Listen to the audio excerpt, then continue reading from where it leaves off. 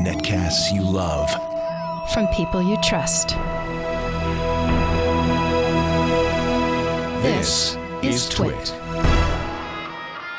Hi, this is Leo Laporte, and this is my Tech Guy podcast. This show originally aired on the Premier Networks on Sunday, October 13th, 2019. This is episode 1635. Enjoy. The Tech Guy podcast is brought to you by Plex. With Plex, you can organize and stream your personal collection of movies, TV shows, music, and photos anywhere on any device. Plex is offering Twit listeners a 30-day free trial of Plex Pass. That gives you access to all their premium features. Just go to plex.tv/twit and use the code TWIT to start your free trial today. And by Simply Safe. Simply Safe protects your whole home with 24/7 monitoring for just a fraction of the cost of the other guys. Visit simplysafe.com/twit for free shipping and a 60-day risk-free trial. And by Zapier. Zapier connects all your business software and handles the work for you so you can focus on what matters most. Now through November, go to zapier.com/techguy for your free 14-day trial. Well, hey, how are you today? Leo Laporte, the Tech Guy here, and I think it's time, don't you, to talk about technology, computers, the internet, home theater, digital photography, smartphones, smart watches, you know, all that rigmarole, that stuff that is in our lives.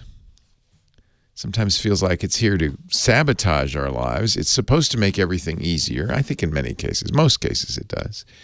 If you want to talk high-tech, I'm here. 8888 Ask Leo. I'll commiserate with you. 888-827-5536. That's toll-free from anywhere in the U.S. or Canada. Outside that area, you can still call, but you have to call via Skype app or something like that. And it should still be toll-free. Anything they call a phone number should work. 8888 Ask Zero. I just read a piece in the Columbia Journalism Review saying that we tech journalists should talk more about solutions. We're kind of in the third stage of tech journalism. For the first few decades, it was rah-rah journalism. It was cheerleaders, right? It was like, tech, it's great. It's changing the world. Look at this great, shiny new gadget, this wonderful new thing.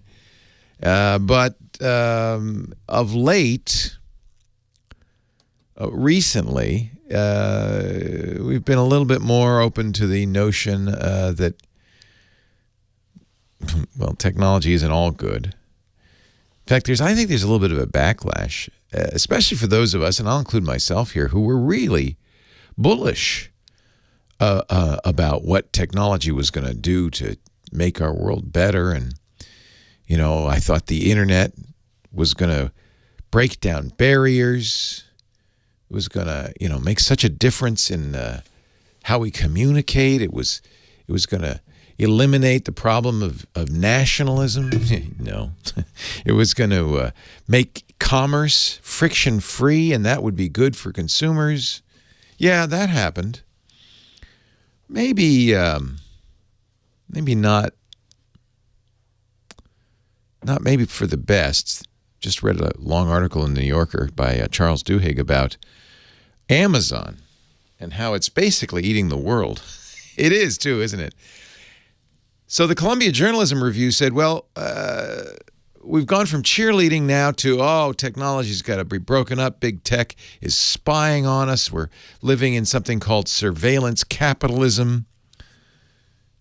And that's an improvement, I guess, but maybe we should also look at solutions instead of just moaning and groaning. I agree with that, too. I think it's important that we talk about how technology can improve itself.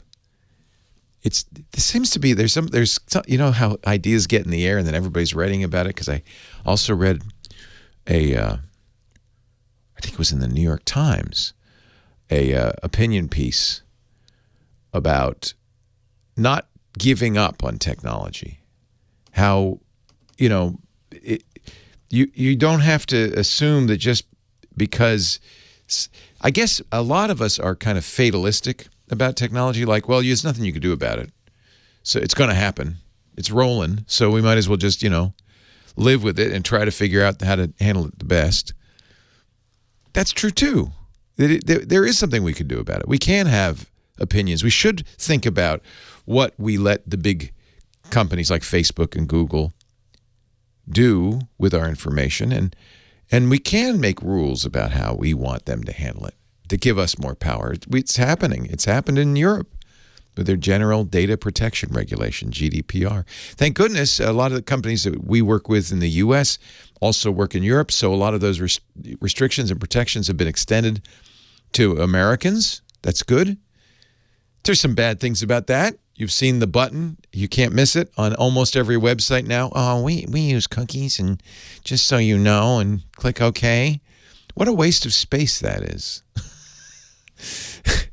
It's sometimes regulation can go too far. In California, some years ago, we have a very, how should I put it, robust referendum process where the people of California get to vote on things. And there was a proposition called Prop 65 that, it's on the surface of it. This was 1986, by the way. The Safe Drinking Water and Toxic Enforcement Act of 1986. Who would vote against that? 163%. To 37%, so everybody liked it. One of the provisions of Prop 65 in California, though, was you had to have warning about hazardous chemicals wherever they might be present. It turns out they're everywhere. So what do we have? Signs everywhere. Prop 65 warning. Notice this area. This product contains chemicals, or this area contains chemicals known to the state of California to cause cancer and birth defects and other reproductive harm. You see this everywhere you go. And on every product you buy. Disneyland, warning. The Disneyland Resort contains chemicals known to the state. I'm looking at a sign at Disneyland. Known to California to cause cancer and birth defects. Well... What are you going to do? By the way, it's a very pretty sign. It's got a little Disney-style text. And what are you going to do about that? Okay. I guess you can't go outside, but wait a minute. Your house is filled with the same chemicals. So what happens is, since 1986, we've seen those signs everywhere. They've lost all meaning. Same thing with the cookie warning. Meaningless. It's just a waste of space on a web page. What do? You see it, right? You click OK, fine, accept, move on. So sometimes well-meaning laws, they sound good. Who's in favor of toxic chemicals in the air? Nobody. They sound good, but sometimes they can have an unintended consequence. It could be worse. Washington Post article today, I think it was. There's an application that almost everybody in China, that's not true because there's more than 1 billion people in China. 100 million downloads of this app. It's on iOS and Android. It's essentially required. If you're a member of the Communist Party in China, many businesses require it. It's an app. Well, its translation in English is "Study the Great Nation." It's an educational app. And there's quizzes. Some places of work in China not only require you to have the app, but do the studying, take the quiz, get the points, or you could get fired. So pretty much required. But wow, get this. So imagine there was an app that everybody had to download. A German cybersecurity firm, Cure53, took apart the app. At the request of the Open Tech Fund. They investigated it. And the app basically gives the Chinese government super user access to the phone.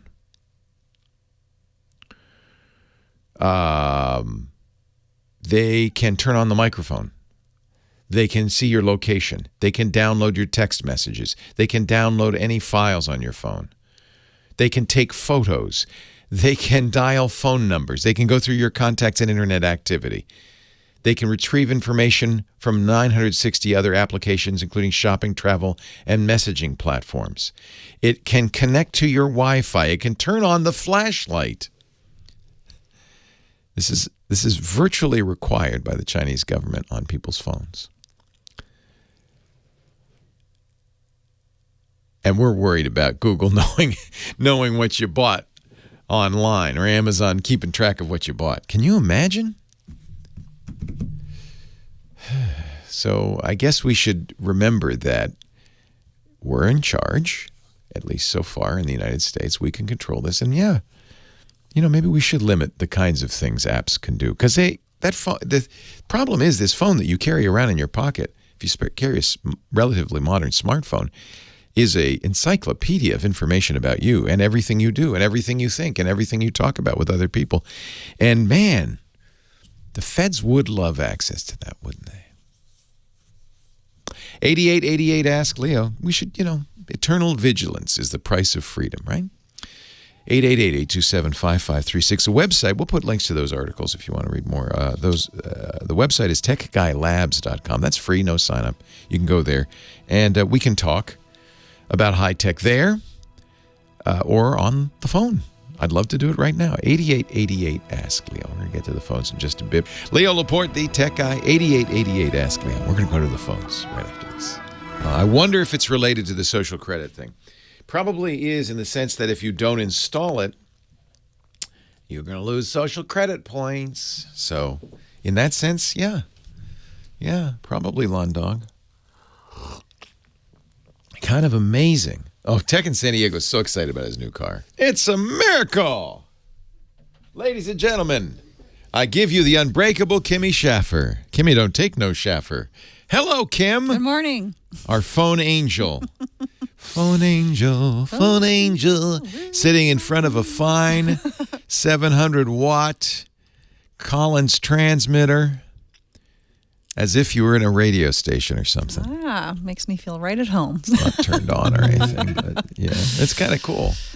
You can take if you want, just for old time's sake, take some meter readings. Oh my gosh, I can't even remember the last time I did Yeah. that. That just became a non-existent thing. It happened at funny? the first station I ever worked for, but Oh, yeah. I don't think I've opened the door. Open the door. There you go. Look at that. See, behind you there. Let's take some meter readings. Very important. Want to make sure we're not over or under power. And I wouldn't even know how to take those because mine were digital. Yeah, I have no idea anymore. I don't know what that is. I have no idea. Yeah, but it's had to have been at least 15 years since I've taken meter at least. readings. I don't know if anybody's done that in a while. Yeah. So Kim is here for one reason only, to jolly you up before your appearance on live radio. It's hard. I try to keep them jolly. People call with tales of woe, and then we keep them on hold for an hour or two. And I know. I'm surprised that they aren't yelling at me when they're calling. We don't mean to keep you on hold, but Leo can't stop talking. Yeah. Well. All right. Give me somebody to talk to here. How about Linnea in Carlsbad, California? How about it? Linnea in Carlsbad, California. Thank you, Kim. Hello, Linnea. Hello, Leo. Hello. Thank you. Thank you for calling. No problem. I need you right now. Uh-oh. My head is spinning with CPUs and I know. and display boards. I kind of admire Apple these days because they barely talk about this stuff anymore. They don't even mention how much RAM is in the iPhone. We have to take it apart to find out. I think they're right. I think as long as it works, people shouldn't have to worry about that stuff. Are you buying a new computer? Well, I'm on the market for a new PC and a new television, and I'm looking at the Samsung QLED. Yeah. And they're very nice. I'm aware that it's capable of 60 FPS and 120 hertz. And so I'm looking for a PC that can do it justice. Oh, you want to connect a computer to your TV? I do. I want to connect two monitors. Two TVs or a regular monitor and a TV?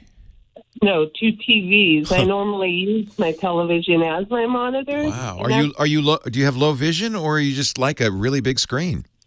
I just don't want to have a dedicated computer station. Ah, okay. So generally, I don't recommend this because TVs are not designed to be as crisp as computer monitors. That's why computer monitors per square inch are more expensive. They're designed to be higher resolution, higher refresh rates, higher quality. Although nowadays I presume you're looking at a 4K Samsung, right? I am. Yeah. And that I should mention also is the reason I do that is because I cut the cord with cable many years ago. So everything that I stream from my computer to my television. So the only issue, nowadays most computers have HDMI ports. That makes it very easy. You go HDMI to HDMI. So you don't need any special cabling. Your TV will take HDMI. And DisplayPort. Or DisplayPort, but honestly, HDMI is going to be the easiest way to go and the natural way to go for this. Now, I didn't know about this, but this is something in our chat room somebody mentioned, and I think sounds right. All I'll say is it sounds right. Twisted Mister says the TV needs to support 4:4:4 color in order to avoid fuzzy fonts. That's always been my complaint. Now, you've used a TV as a monitor before, right? Yes, that's the way I'm set up right now. And do the fonts bother you? Does the text on the screen bother you? Are you able to read it? Yes, it's fine. Okay. So he has given me a link, which I'll put in the show notes from the ratings.com website. It's called chroma subsampling is the term. This is all new to me. I'm going to have to ask Scott Wilkinson about it. Chroma subsampling. And there's 3 ways to do it, 444, 422, or 420.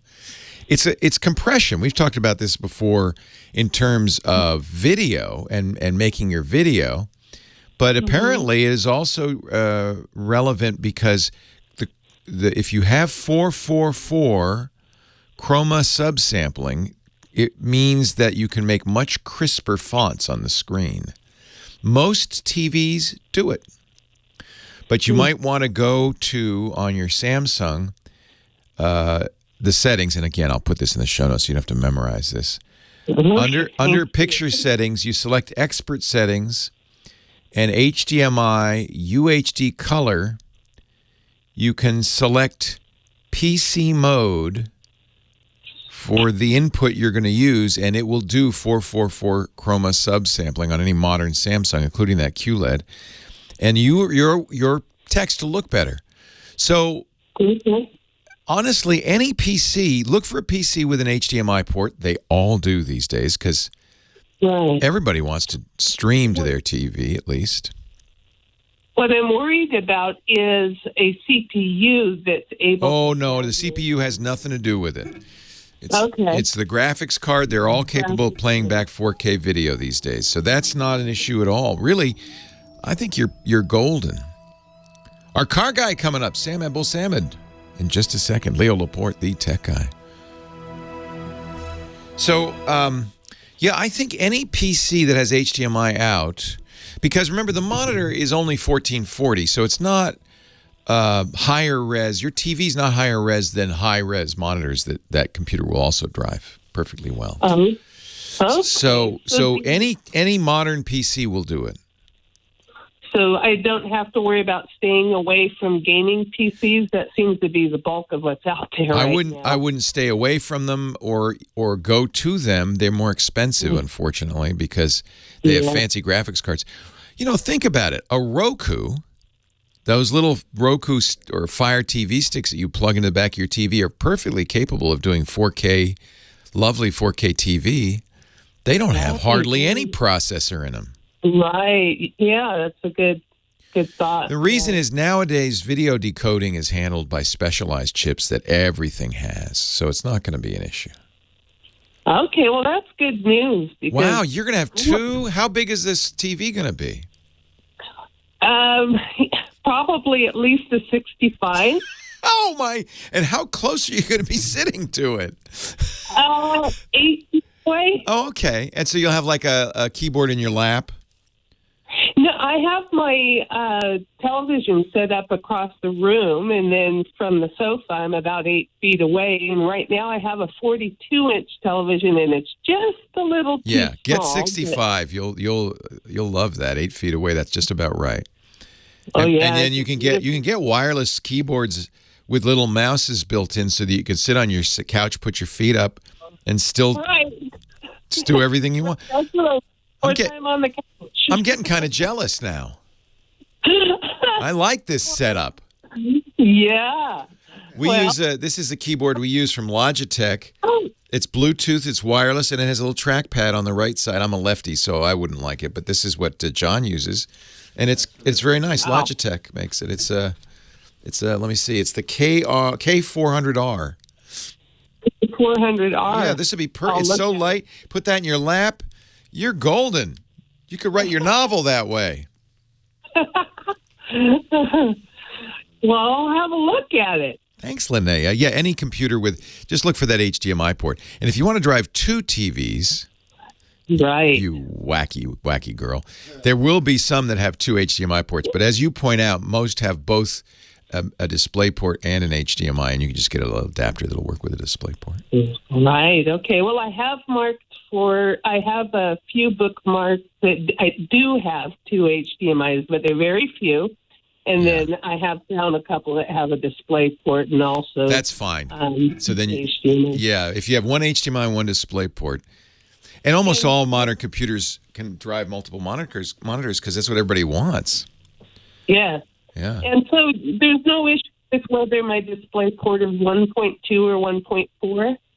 Get the 1.4. Okay. Yeah, always get the latest spec. If you're driving 2 4K displays, that might be a little challenging. You might need a discrete graphics card in that case. I'm not driving 2 4K. Oh, okay. Yeah. Okay. Hey, Linnea, call back and tell us how it looks. I will. Or send me a picture. Thanks, Linnea. Okay. Take care. Bye-bye. Bye-bye. Mike B likes Plex. Who doesn't like Plex? Plex is the best way to put all your media online so you can use it on your computer, on the Plex app on your phone, on the Plex app on Apple TV, Roku, Fire TV, everywhere.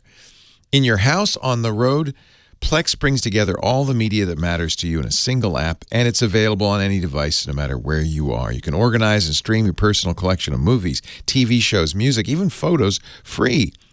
For free, you can stream your favorite podcasts, web series, and news. My suggestion, though, is do the Plex Pass.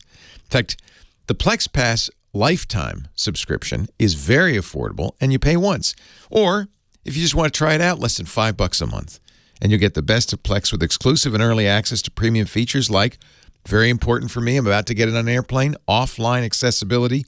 You can download those movies, shows, music, and photos to your mobile devices and watch them on the plane. Watch them where you have no access to the internet. Plex Pass also lets you watch, and this is the other thing, my project, live broadcast TV. You can even DVR that stuff. You've got to have an antenna and a tuner. But then you can stop paying for cable. It's a cord cutter's dream. Cord cutter's dream. Plex, and I'm going to get the Silicon Dust HD Home Run. Man, the two together, unbelievable. Customized news. The news feature in Plex gives you quick access to over 190 sources for national, international, and local news, covering 80% of the markets. This is why you don't need a cable subscription. You just need a Plex Pass. Premium music features too, lyrics, custom curated playlists. Honestly, Plex is the media solution you've been looking for. And what I love is when you've got your personal movie collection there, Plex automatically downloads all the box art, the trailers, the behind-the-scenes features. It organizes it. If you've got multiple shows in a series, it puts them in order. It's just fantastic. And you can have multiple users. Very easy to switch users with Plex Home. So you can have different accounts for every family member. You can share accounts, and with parental controls on the kids' accounts, you can make sure they get to watch the stuff they want, but not the stuff you don't want them to see. Plex Pass also gives you Plex Pass perks, exclusive access to promos and discounts on partner products. I bet you I'm going to get a deal on the silicon dust. Come to think of it, I should check that out. And you can use the newest features before anyone else. I was really excited with my Plex Pass. I got to see the new Plex UI, which is now rolling out to everybody. It's fantastic. Cut the cord. Save big. Get Plex.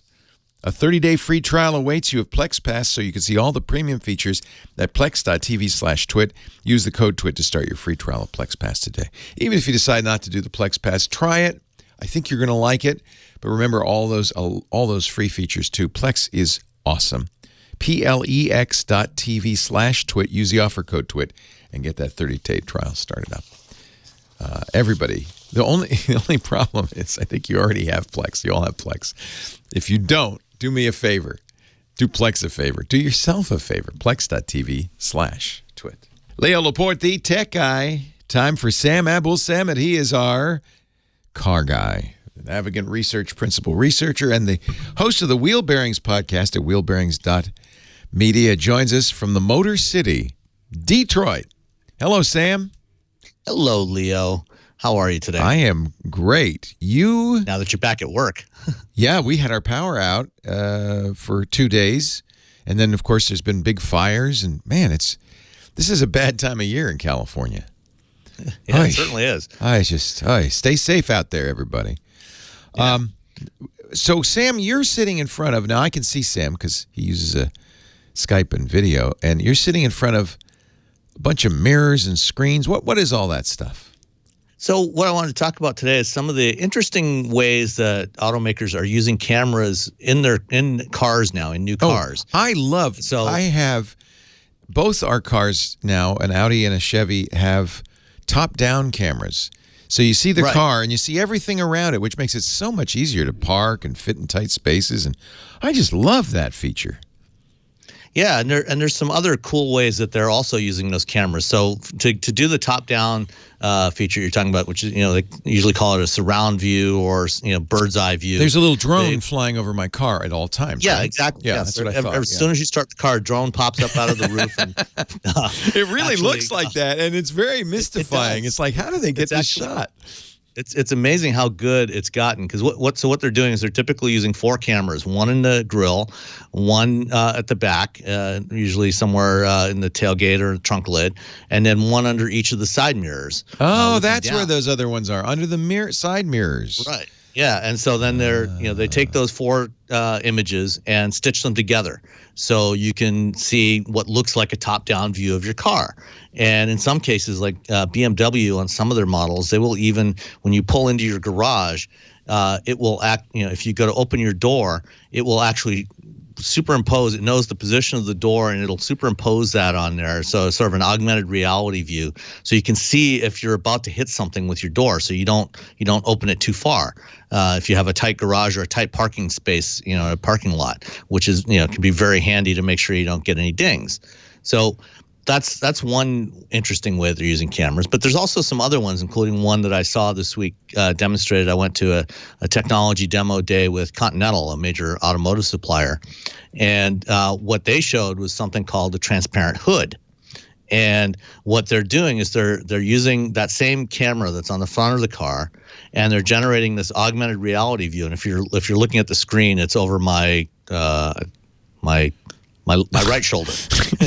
You need a backup camera, my friend. Yeah, exactly. I tell you, I can't drive a car without a backup camera anymore. Yeah, well, those are all mandatory now. All new cars since 2016 have had to have backup I've lost cameras. the ability to look over my right shoulder. I just can't do it anymore. The thing is, even if you look over your right shoulder on so many new cars, the view is so restricted that you can't really see that much anyway.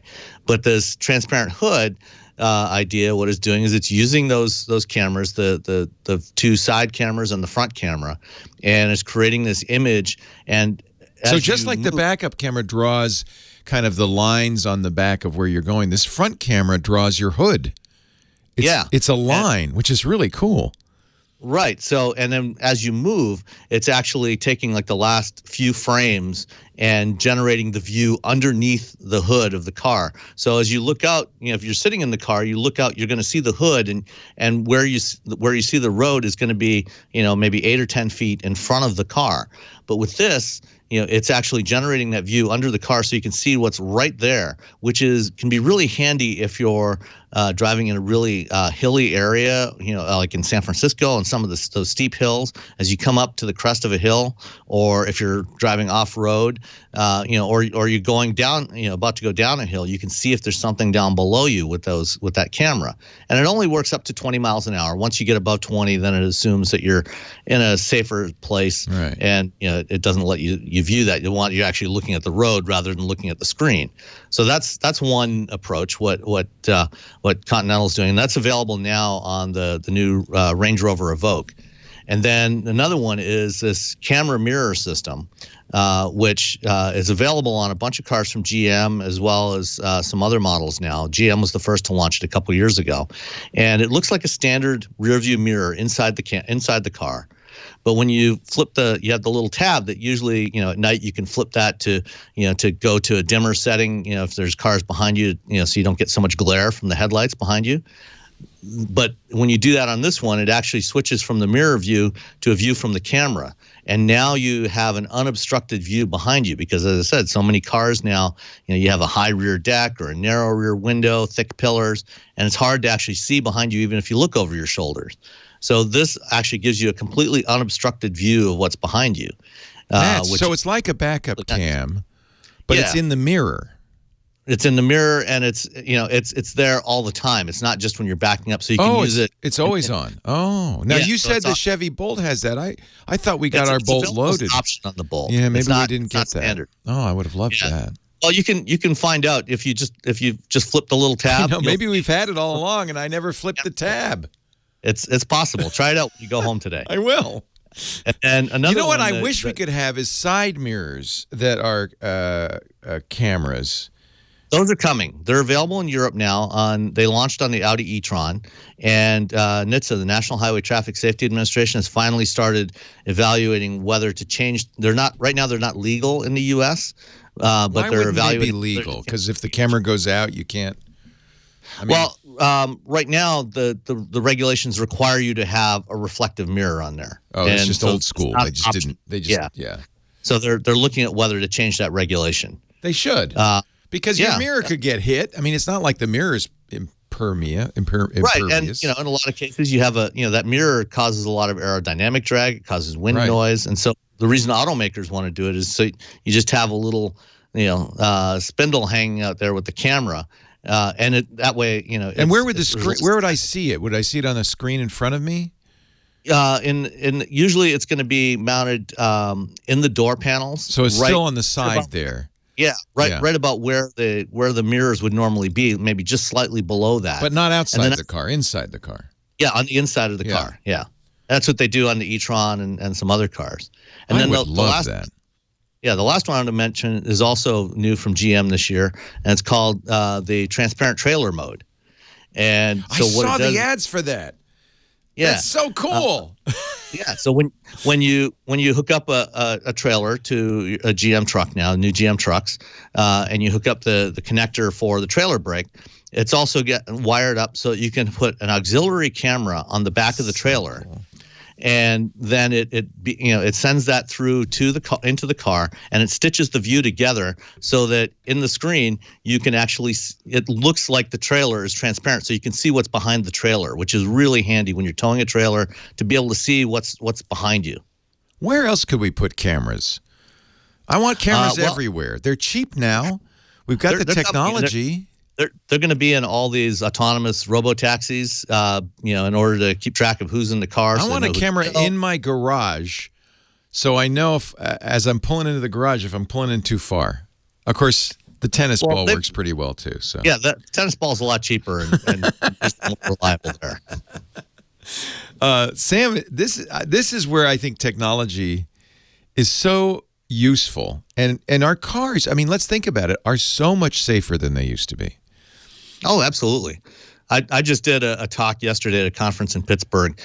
Since the 1960s, the fatality rate on U.S. highways has dropped by almost 80%. And that's thanks to seatbelts, airbags, auto-lock brake systems, and, of course, these camera systems are going to make a big difference, too. Sam Abuelsamid, he does a great podcast called Wheel Bearings. If you like cars, you'll love Wheel Bearings. Go to wheelbearings.media. And, of course, he joins us every week. You can also ask questions of Sam in our forum at twit.community. Sam hangs out in there, too. Get some great questions there, too. Yeah. Leo Laporte, the tech guy. Leo Laporte, the tech guy. 8888. Ask Leo. Diana, Beverly Hills. Hi, Diana. Leo Laporte. Hi, Leo. I'm having a problem with my 6S Plus camera, Okay. the Apple. Yeah. And I went to Apple, and they updated it, which I didn't want. So it's got everything under the sun. That's what they're going to do, of course, because they want you. Apple really wants you to use the latest iOS. And yes, that's right. But they also keep putting up everything that they want. It's a monopoly. I want to be able to delete all the stuff that I don't want. Well, here's the good news. You can now. You're not really deleting it, but it'll feel like you've deleted it. It used to be the Apple stuff like stocks and the compass and silly things like that couldn't be deleted. But they can now. Now, I'll tell you the dirty little secret is they're not really being deleted. The data is still on the phone. But it won't keep popping up. It won't pop up. You won't see it. So if there's what apps don't you like? What do you want to get rid of? I don't do any. I'm 88 years old. I don't do any email and I don't do any texting. Perfect. So you know what you do? You go to the Mail app and you press it till it goes jiggle, jiggle, jiggle. You know that, right? And then once it's going jiggle, jiggle, jiggle, there's a little X in the upper left-hand corner. You press that, and it goes away. You can also, if you want, you could keep it and turn off Mail in the settings, but this is probably the best way to just jiggle, jiggle, jiggle, X, it's gone. What else do you want to turn off? I know the jiggle, jiggle, jiggle. But I tell my mom that, so you'll forgive me, Diana. She's 86. She has a 6S Plus 2, loves it, is never getting rid of it because it still has the headphone jack. Right? You don't want to get rid of it. No, I don't want to get rid of it. No, it's perfectly good. And the camera, I used to love my camera. Yeah, it's but now they have so many icons. Oh. All of a sudden, it's jiggling, it's videoing. I can't help you with that, Diana, but I can tell you there are other simpler camera apps out there that will not have all of that stuff. How about a different phone that doesn't have all that? Oh, okay. Something simpler. All I want is music, Safari, and I'll live without the camera if they don't have the camera. Yeah, no. If you're going to go with an Apple phone, they're going to have the same camera app on all the phones, I'm sorry to say. Oh. Yeah, that's just kind of the way it is. You could use an Android phone, but honestly, it's got all that stuff too. It's because, you know what the problem is, Diana? It's kids today. No, okay. I'm just kidding. Leo, I'm just kidding. Let me ask you this. Yes. How about if I buy a tablet? I would recommend a tablet. I think that's a very good idea. My mom has an iPad that she loves. She uses it all because her silly son sends her everything. So she's got an iMac she never uses. She has her iPhone, but she loves her iPad. I would highly recommend it. You can start at $329. That's the base model. It does have a camera. In fact, it has a very good camera, but it's not as good. Yeah, actually, it's pretty close to the 6S Plus. So you might like the camera, but it's going to be that same app with all the other stuff in it. But yeah, the iPad, what you'll like about it, because it's a bigger screen, it's a little easier. You don't mind all that extra folderol as much because it doesn't fill up your screen. That's a great idea. Keep your phone. You love it, right? I don't even use the phone. I'm in a situation right now where I use it just for emergency. Yeah. Music sounds great on the new iPads. They have excellent speakers. So that's a good choice. I think you might look at an iPad. And, it's a lot less expensive than a phone. And they don't do that with the iPad? Well, they do it. Do what? It has Safari on it? It does. It has, and a much better Safari on it, by the way. The Safari on the iPad is much more capable than the one on the phone. It's what they call the desktop Safari. So they don't have everything under the sun popping up on it? Well, they might. One thing you could do, next time you're at the Apple store, is they used to have these great things they called one-on-one, where you would go and the Apple genius would sit with you and show you stuff, and it was wonderful. But if you can get some time with a genius, if it's not too busy, and say, show me how to turn off this stuff. Show them, like the notifications. You don't like to see all those, I betcha. They say it can't be done. Yes, it They can have totally me be sitting done. there for 3 hours. Oh, Lord. So 3 hours. I'm and sorry. Nobody could correct what? anything. So I just want to know what these things are that are bugging you. So mail we can get rid of. Just delete it. Okay. What else is bugging you? Well, all those pop-ups. Yeah, those are called notifications. If you go into all of the apps, you have to do one by one, but you can turn off notifications. I do this. This is the first thing I do when I get a new phone, is I go through the applications on the phone and go to settings, you know the little gear icon? Yes. Go to settings and then scroll down in settings till you get to the list of all your applications. And one by one, you can go in the applications and you'll see, I'll look at one, right now I'm looking at, I guess it's called Big Oven. That's my recipe application. And you'll see in the settings, there is a setting for notifications. And what I do, I go through them one by one. It takes a little while, won't take 3 hours. I turn off the thing that says allow notifications. I did it, Leo. Well, what do you on my own. Good. It didn't stop a thing. Well, okay, you won't get notifications if you turn off notifications. I'm not sure. What are you getting? What programs are you getting notifications from? It's all kinds of stuff. It's so annoying. I don't blame you. Tapping and tapping and tapping. And I thought, well, I'll buy another phone. Maybe it won't. No, they're all the same now. You can also, here's what I would suggest. If you get a notification, if you're sitting on your phone and your screen pops up, hey, look, you can slide it over to the right. Slide it to the right. Okay. Wait a minute. No, I'm sorry, to the left. Keep doing this until you get the word manage to show up. Manage. Okay. And that'll let you, when you tap that, to manage notifications, and you can press a button that says either deliver quietly or turn off. Okay. If you turn it off, under no circumstances should it pop up again. So if there's a notification you don't like, slide it over to the left. Keep sliding almost all the way to the left till you see the manage button. Okay. Tap manage and then turn off. And I think one by one you can. I agree with you. And here's what's going on. You have to understand, Diana.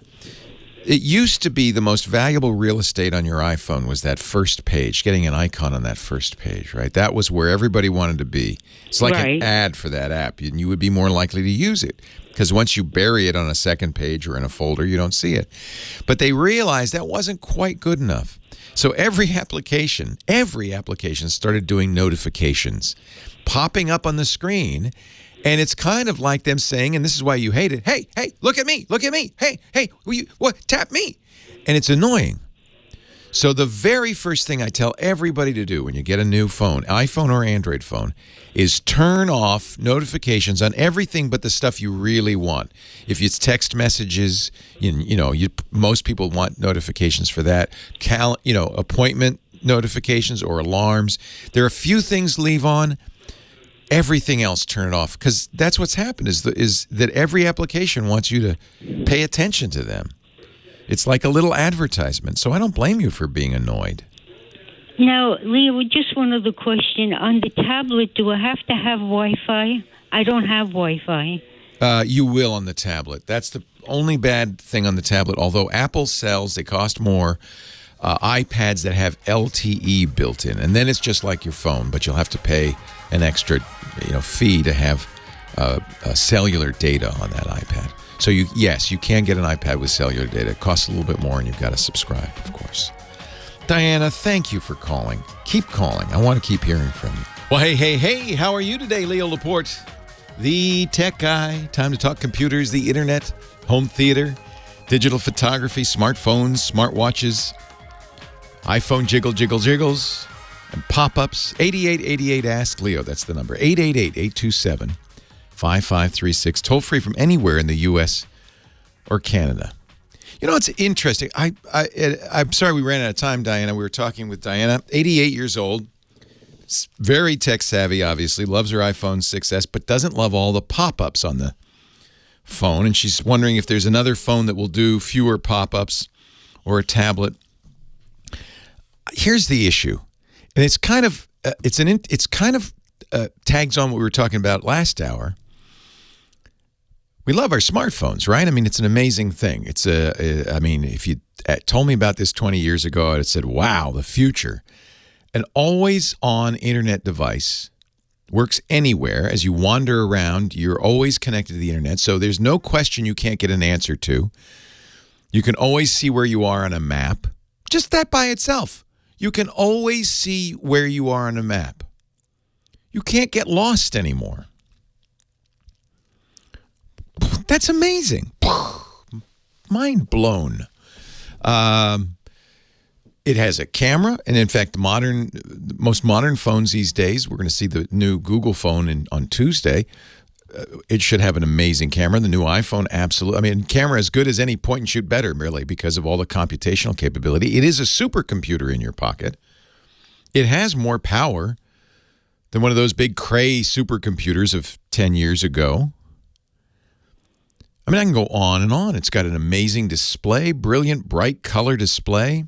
You can see pictures of your kids anytime. Much better than the old wallet photo.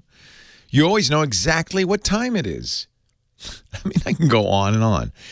But this wonderful toy in our pocket, it's really more than a toy. You practically can't live without it these days, is also a little bit of an enemy in our pocket. And that's the thing that's getting a little weird.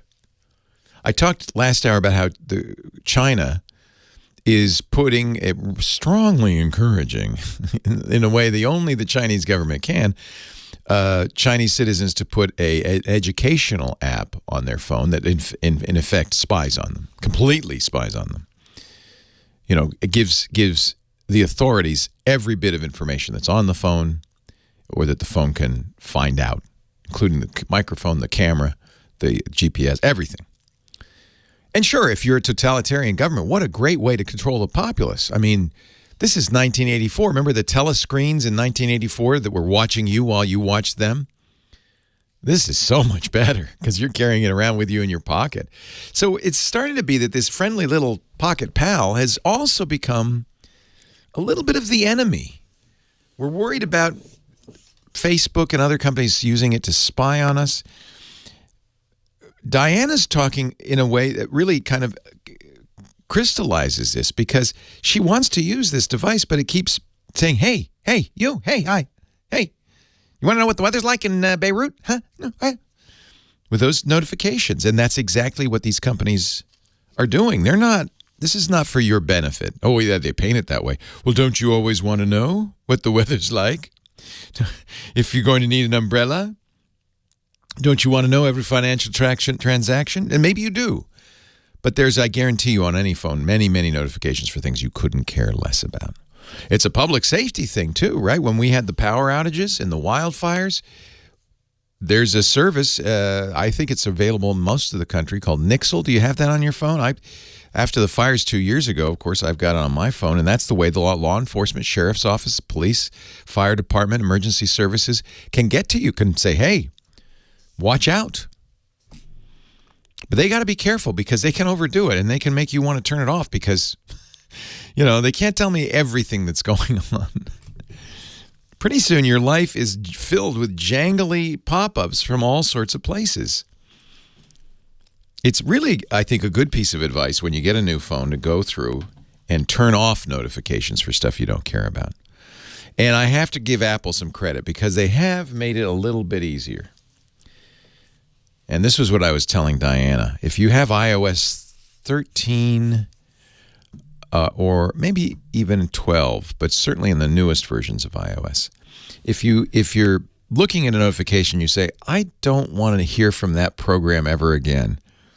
You could just put your finger on it, slide it. You got to slide it almost all the way to the edge, and you'll see a couple of things pop up. Clear all, view.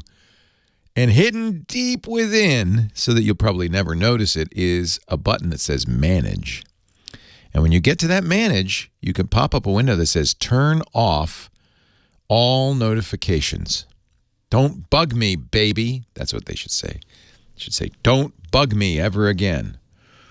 Be nice if, more people knew about this. There is a do not disturb feature. I should have told her about that.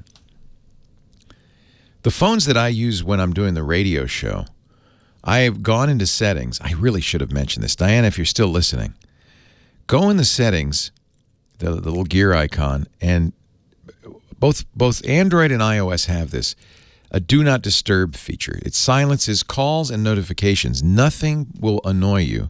Now, I have it, normally we have it set, when we go to bed and when we get up so it doesn't bother you at night.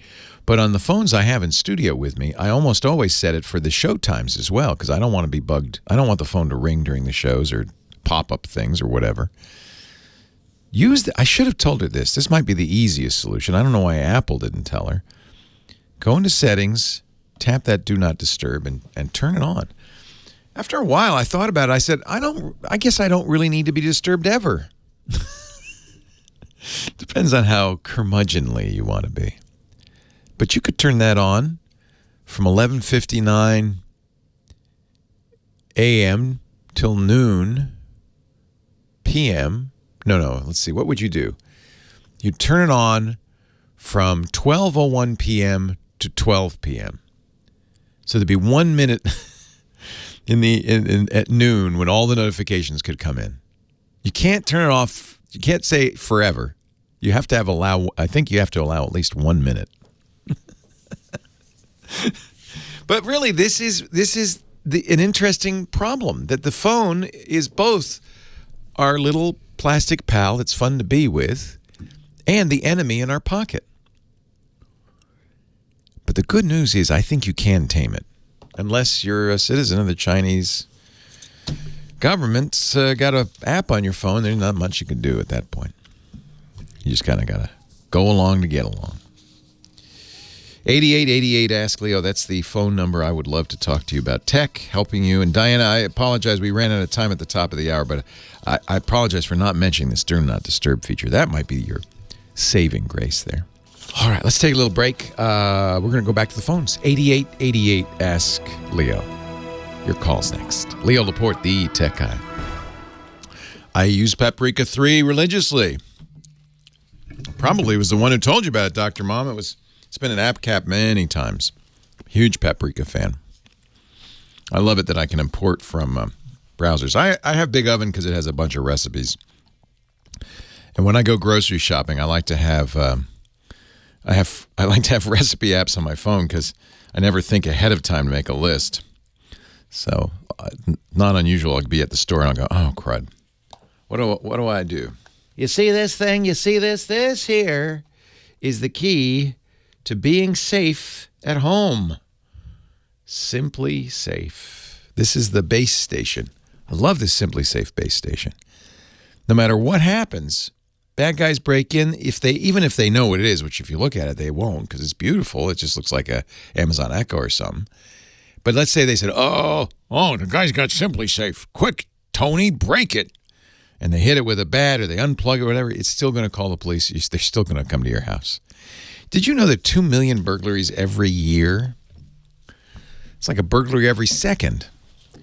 Recent Gallup survey shows Americans worry more about burglary than any other crime. I have to tell you, even if they break into your house when you're not home, it's a violation. You feel terrible. And if you're home, you feel terrified. Here's the problem. Just over 10% of break-ins are planned beforehand. That means 90% of these burglaries are spur of the moment. Hey, let's go rob that guy. That's why you want that nice big Simply Safe sign in the front, because I could tell you the bad guys, they get this, I need some money, let's go rob somebody. If they see that sign, protected by Simply Safe, they move on. They go to the next house that doesn't have the sign. Simply Safe is awesome. I was just talking to somebody who loves his Simply Safe because, well, they've got every sensor you could want, right? In fact, I'm going to set it up for my mom because she's asked me, I just saw her last week. She said, I'm worried about the water heater breaking and leaking. said, Mom, I got you covered. I've been meaning to do this anyway. I'm going to come out next time I come out with a Simply Safe system. They have water sensors. Put it right there under the water heater. Perfect. They have door open sensors. They have window open sensors. They have glass break sensors. They have motion detectors. Put that, and you do it yourself. Peel and stick, which is nice because you can also take them with you. So they're great for renters. They're very affordable. And here is why I love Simply Safe. You do get monitoring 24/7. Same monitoring the big guys offer for 3 times the price. Simply Safe, round-the-clock monitoring, $15 a month. That's all. That's literally a third of what the other guys charge. Same monitoring. Actually, it's even better than the other guys, and I'll tell you why. So normally, with police dispatch, they have it in their head, is it really a burglary or a false alarm? With Simply Safe's video verification technology, the police know it's an actual burglary, so their response time is 3.5 times faster with Simply Safe. No contract, no hidden fees, just $15 a month. Simply Safe doesn't have any wires, doesn't have any drilling. It blends right into your home. It's easy to install, usually less than an hour. CNET, the New York Times wire cutter, everybody loves Simply Safe. I love Simply Safe. You know, only 1 in 5 homes have home security. Maybe that's, I think that's nuts. Maybe it's because it's expensive and hard with the other guys. Everybody should use Simply Safe. Go to simplysafe.com/twit. You'll get free shipping and a 60-day risk-free trial and nothing to lose. If you don't like it, you got 2 months to say, yeah, never mind. But you won't. Because, you know, you just feel better. You feel safer, especially when you're at home. It's nice, right? Simplysafe.com/twit. Do that so they know you heard it here, okay? Simply, they're big supporters of the podcast. I want to make sure that they know that you heard it on the Tech Guy Show. Simplysafe.com/twit. I don't know why every home in the country doesn't have Simply Safe. And, Mom, I know I should have brought it with me when I went out last week, but that means I just have to go out again and get you all set up. It's as bad as it is to get robbed when you're not home. It's worse if somebody breaks in when you're home. That's the worst feeling. And I know my mom's always home, but I know she would feel a lot better with Simply Safe. Simplysafe.com/twit. Thank you, Simply Safe. Thank you. Thanks to Lady Laura, our DJ today. She's spinning the discs for us. 8888 Ask Leo. We're on the roller coaster of tech. That's what we're on. John in Gastonia, North Carolina. Hello, John. Hi, Leo. Hey, welcome to the show. Thank you. I had a problem. My daughter bought me a Apple iWatch, first generation, about 3 years ago. Because I would not buy one.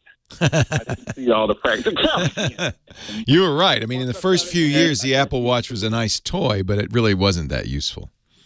Right. Yeah. So anyway, about a year and a half ago, I started wearing it on a regular basis.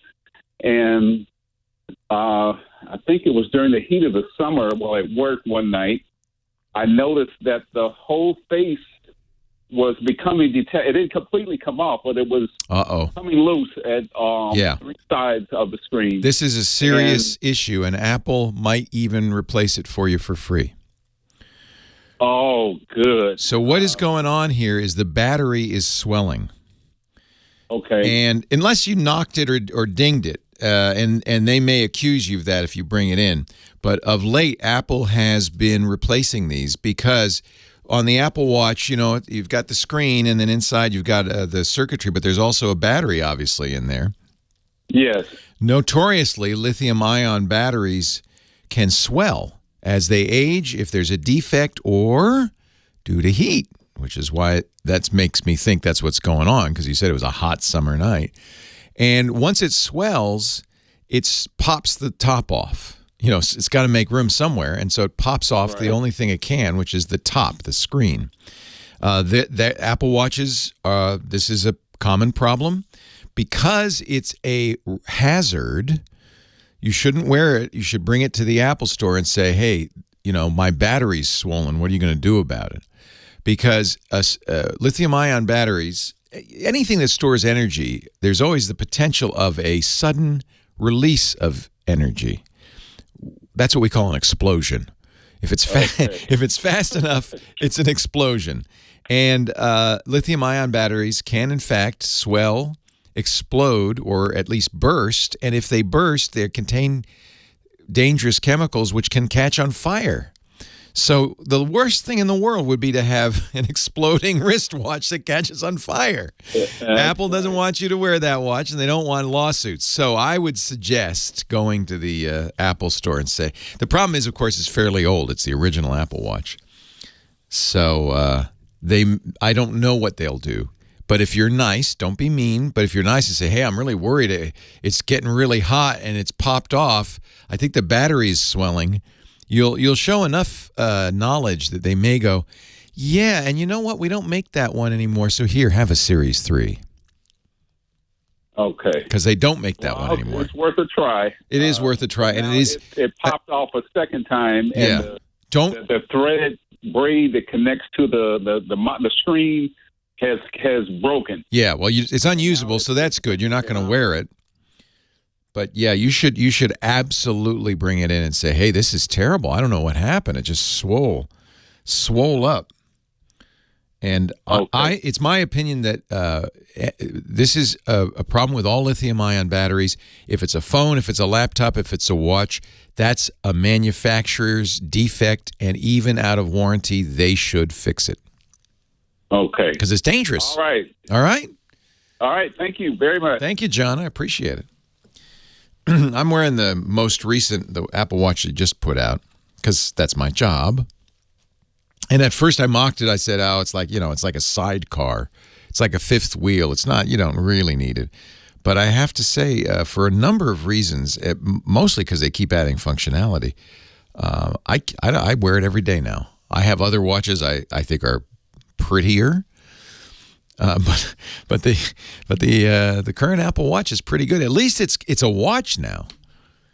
For the first, what was it? 5? We're on Series 5 now. For 0, 1, 2, 3, and 4, the first 5 versions of the Apple Watch, it would go dark to save battery when your wrist wasn't raised, which meant those of us who wore Apple Watches, if we wanted to know what time it was by looking at our watch, had to go through a somewhat elaborate jerking gesture with our wrist that made it very apparent to all and sundry that you were bored to tears and looking at the time. This was not good for friendships. So this new watch always has a dimmed but always readable screen on at all times. You can just slowly edge your wrist towards you, look down, and it's not nearly as offensive to the people around you. So by itself, that's a massive improvement to the Apple Watch. It's an actual watch now. Wow, who'd have thunk it? Michael in Encino, Leo Laporte, the tech guy. Hi, Michael. Yes, I wanted to find out what would be the minimum requirements. I need to get a new computer. I own a Compact, and I bought it at the time that Compact merged with Hewlett-Packard, so... That's quite a while ago. So what I'm basically interested is watching TV over the internet. I have Spectrum Internet and I have Spectrum TV. And yeah, they let you do that, which is really cool. They're one of the few cable companies that'll let you do that. Yeah. Any modern computer will do it. Okay. And the reason I say that is because if you think about it, when you buy one of those cheap little Fire TV sticks or a Roku, those aren't super fast processors or anything, but they can do it. So that's the thing is they all have special chips designed to decode video. All modern computers easily done, even a slow one. So you can't go wrong. Okay, so there's no minimum RAM requirement or the CPU? No. Anything that you can buy today will be able to do that. And if you really want to make sure before you buy it, just go to Netflix.com. Okay. Yeah, because, if people bought a computer and they couldn't watch YouTube or they couldn't watch Netflix, they might be a little miffed. Yeah. And that's all. It's the same exact capability. If you can watch a YouTube video, you can watch your streaming cable. Great. Okay. Thank you very much. You're welcome. Enjoy. You can even an iPad will work for it. And again, it is true that it isn't an easy thing to do. And when we first started doing podcasts back in the mid-2000s, I had a crazy friend. We used to do a podcast called Mac Break. It was all about the Macintosh. And I had a crazy friend who, at great expense, bought a camera from Lucasfilm. It was the high-resolution camera they used for the model art in the first few Star Wars movies. Very fancy camera. At its time, cost $100-some thousand. So Alex bought this camera. Now, this was, 20 years later, so it wasn't quite so expensive. But it shot 1080p video. Wow. At the time, that was a big deal. The funny thing is, we made this podcast at 1080p. It has to be the very first video podcast at 1080p. No one could watch it because no computer could play it. They would stutter and pause. And you couldn't play it because, my goodness, that's a lot of resolution. Well, that was 15 years ago. It's easy now. Every computer, your phone, a Roku can play it. Everything can play it. But mostly that's because they have specially designed chips for decoding high-quality video. We didn't have it back in the day. Leo Laporte, the tech guy. Chris Marquardt coming up. It's time for Chris Marquardt, our photo guru.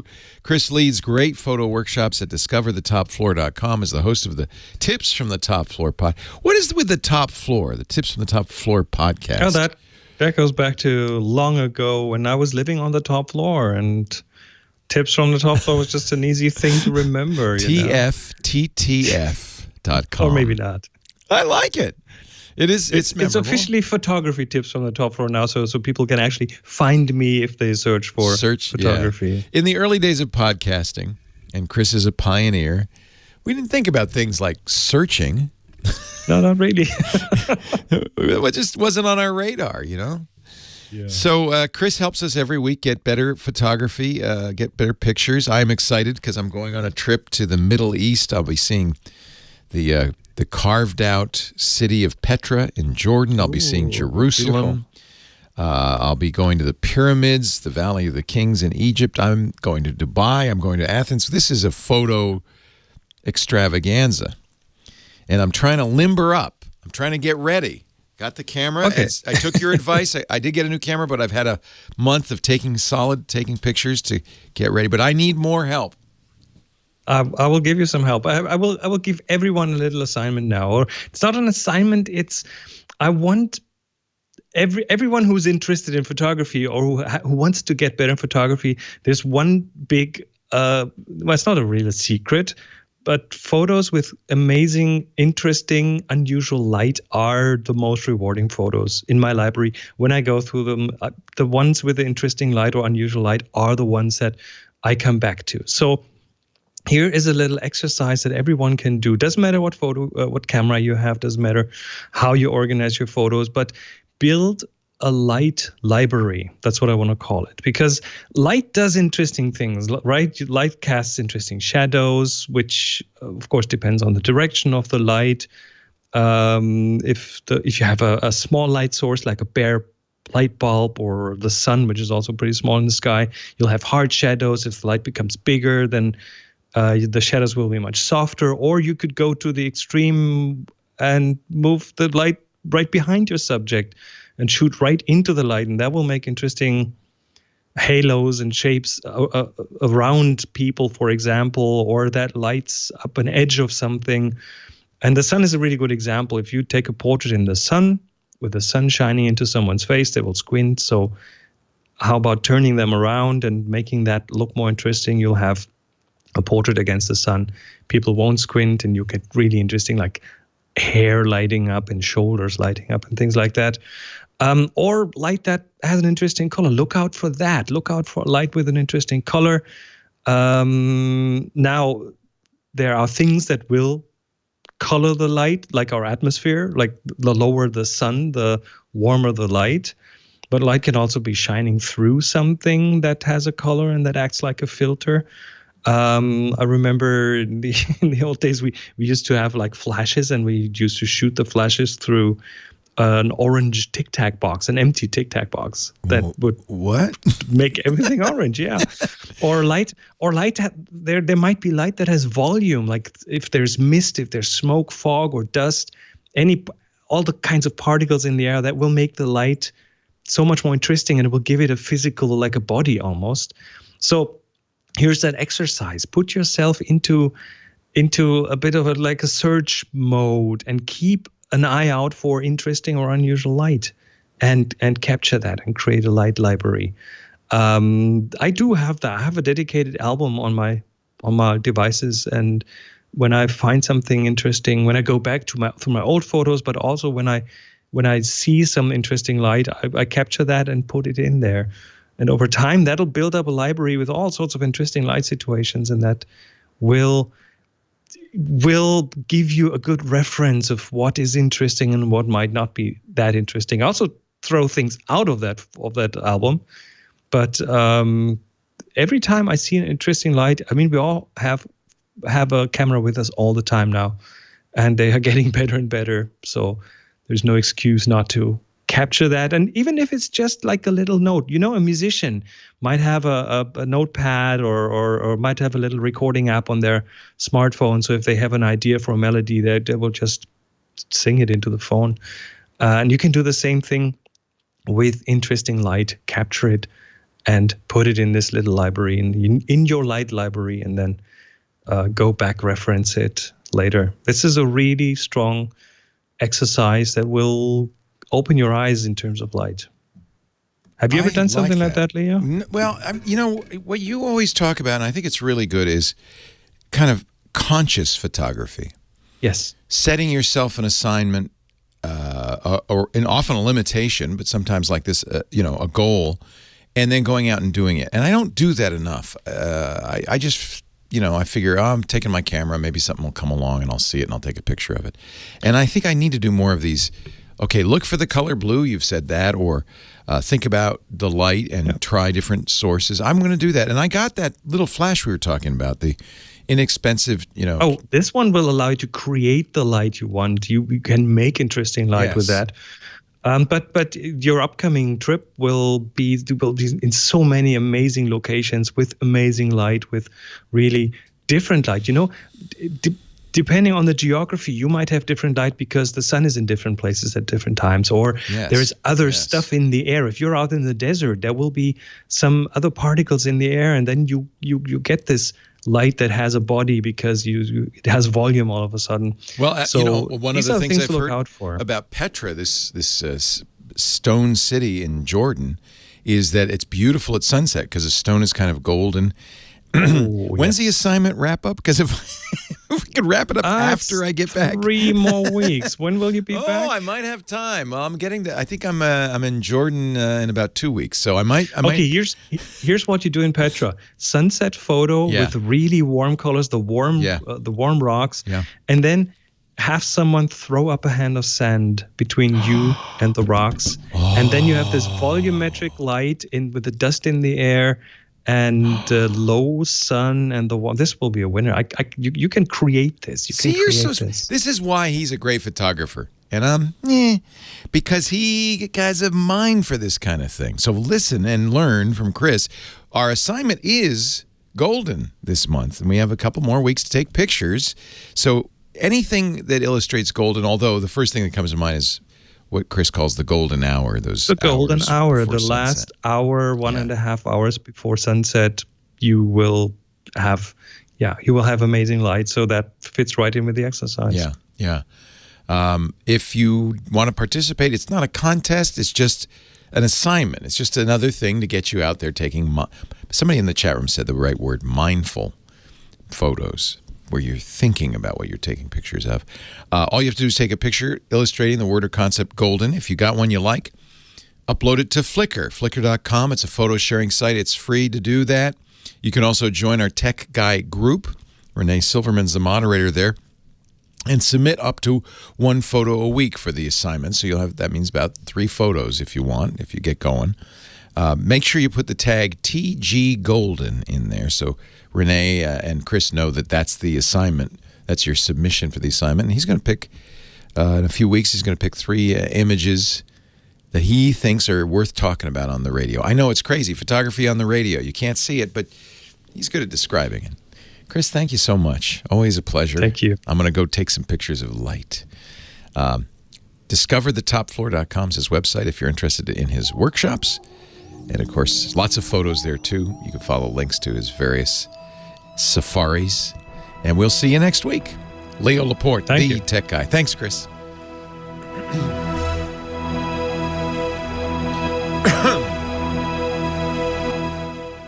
Yeah, that's a good idea. I have that little pocket thing. That could really be a good way to play with it.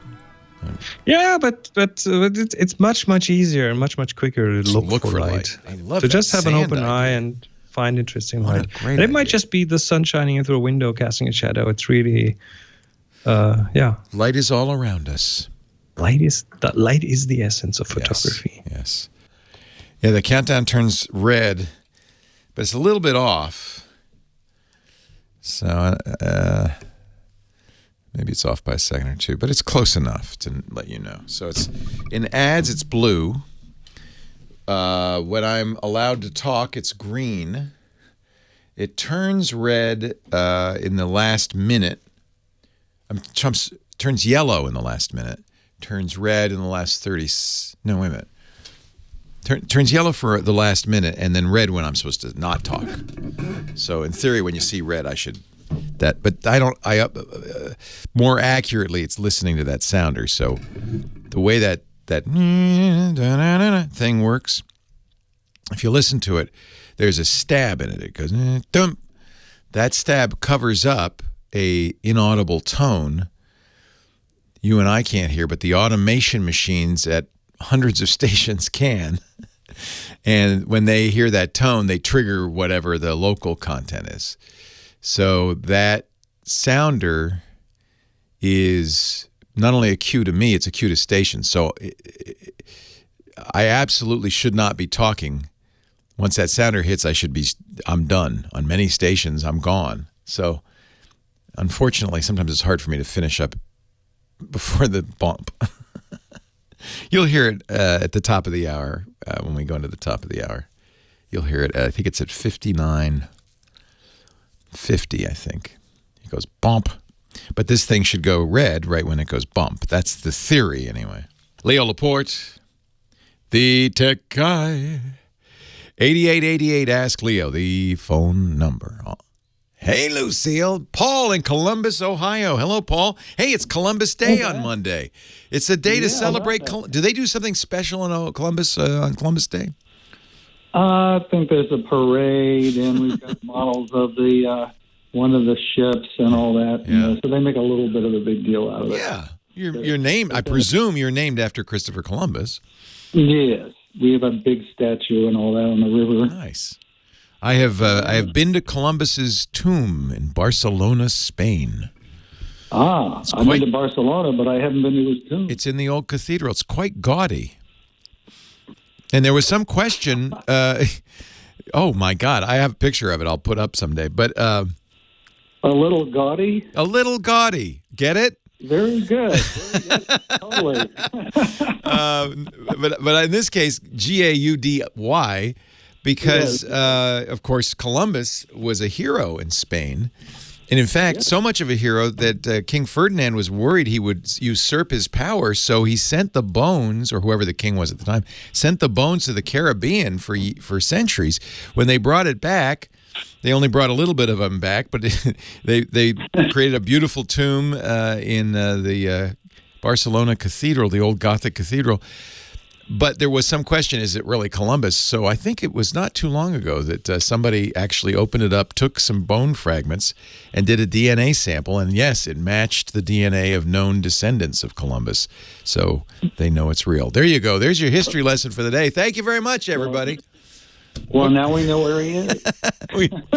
Well, he's part of it. Well, you've opened up a couple of things since I told Kim what I wanted to talk about. That's fine. My wife just came up with something that is going to be great for visually impaired people. Okay. Blind people. Google Maps now has a setting for detailed descriptions of where you're going. Isn't that great? Isn't that great? I just did a talk with a group of people that were working on a very detailed city map for Columbus for sidewalks for people with disabilities. And I told them on Wednesday, or Tuesday night, I just said, well, the problem with Google Maps is it doesn't have that much a lot of detail. It just is more concerned about driving and that, even though it's got a walking mode, it still didn't have the detail. And now they've got it. But anyway. By the way, there's one thing I do want to point out. Both Apple and Google really, I think, do a great job in making their products more accessible to people with various abilities. And I think they deserve credit for that. We give them a hard time for a lot of things, but they really deserve credit for that. Absolutely. Yeah. Totally 100% agree. Love my iPhone. Hopefully get a new 11 here sometime soon. Yeah. So that's on Google Maps, both iOS and Android now, which is really great. Yeah. Super. Okay, couple quick thing. We have an older car. This is not what I talked to Kim about, but we have an older car, and my wife would like to have an aftermarket backup camera. And I remember some time ago you discussing those and reviewed a couple, I think, and I'm wondering which one do you recommend? Yeah, as I remember, we had a sponsor. And the reason I liked their backup camera, but I'm going to have to ask the chat room to remind me what the name was because it's completely slipped my mind.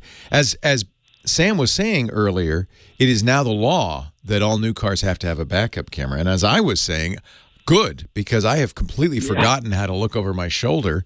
And you can't see everything, really. A backup camera is so much better. They're so wide angle that you can often see cross traffic that you can't see from the driver's seat. So I think it's a huge safety improvement. The one that we had as an advertiser I liked because it had a clever arrangement. The problem is, how do you get the signal from the camera on the back of the car to somewhere in the front of the car? And that's challenging. You can't really, or you don't want to lead a wire from the back to the front. So this thing was clever. I think, as I remember, it used Bluetooth to connect to your phone, and your phone became the screen. So this eliminated a lot of the wiring issues. If you look at reviews of backup cameras, you'll see the pictures of them all have a lot of wire because you got to run wire from the back to the front. And then either you have a screen in the front so that you can, and then you have to tap into that, or if you're lucky, you have an easy way to get to your phone. So this one, it fit into a license plate frame. That was another reason I liked it. So it was really easy to attach to the back of your car or truck. It worked on trucks too, and then it used Bluetooth to get to the front of it. But boy, for the life of me, I am looking.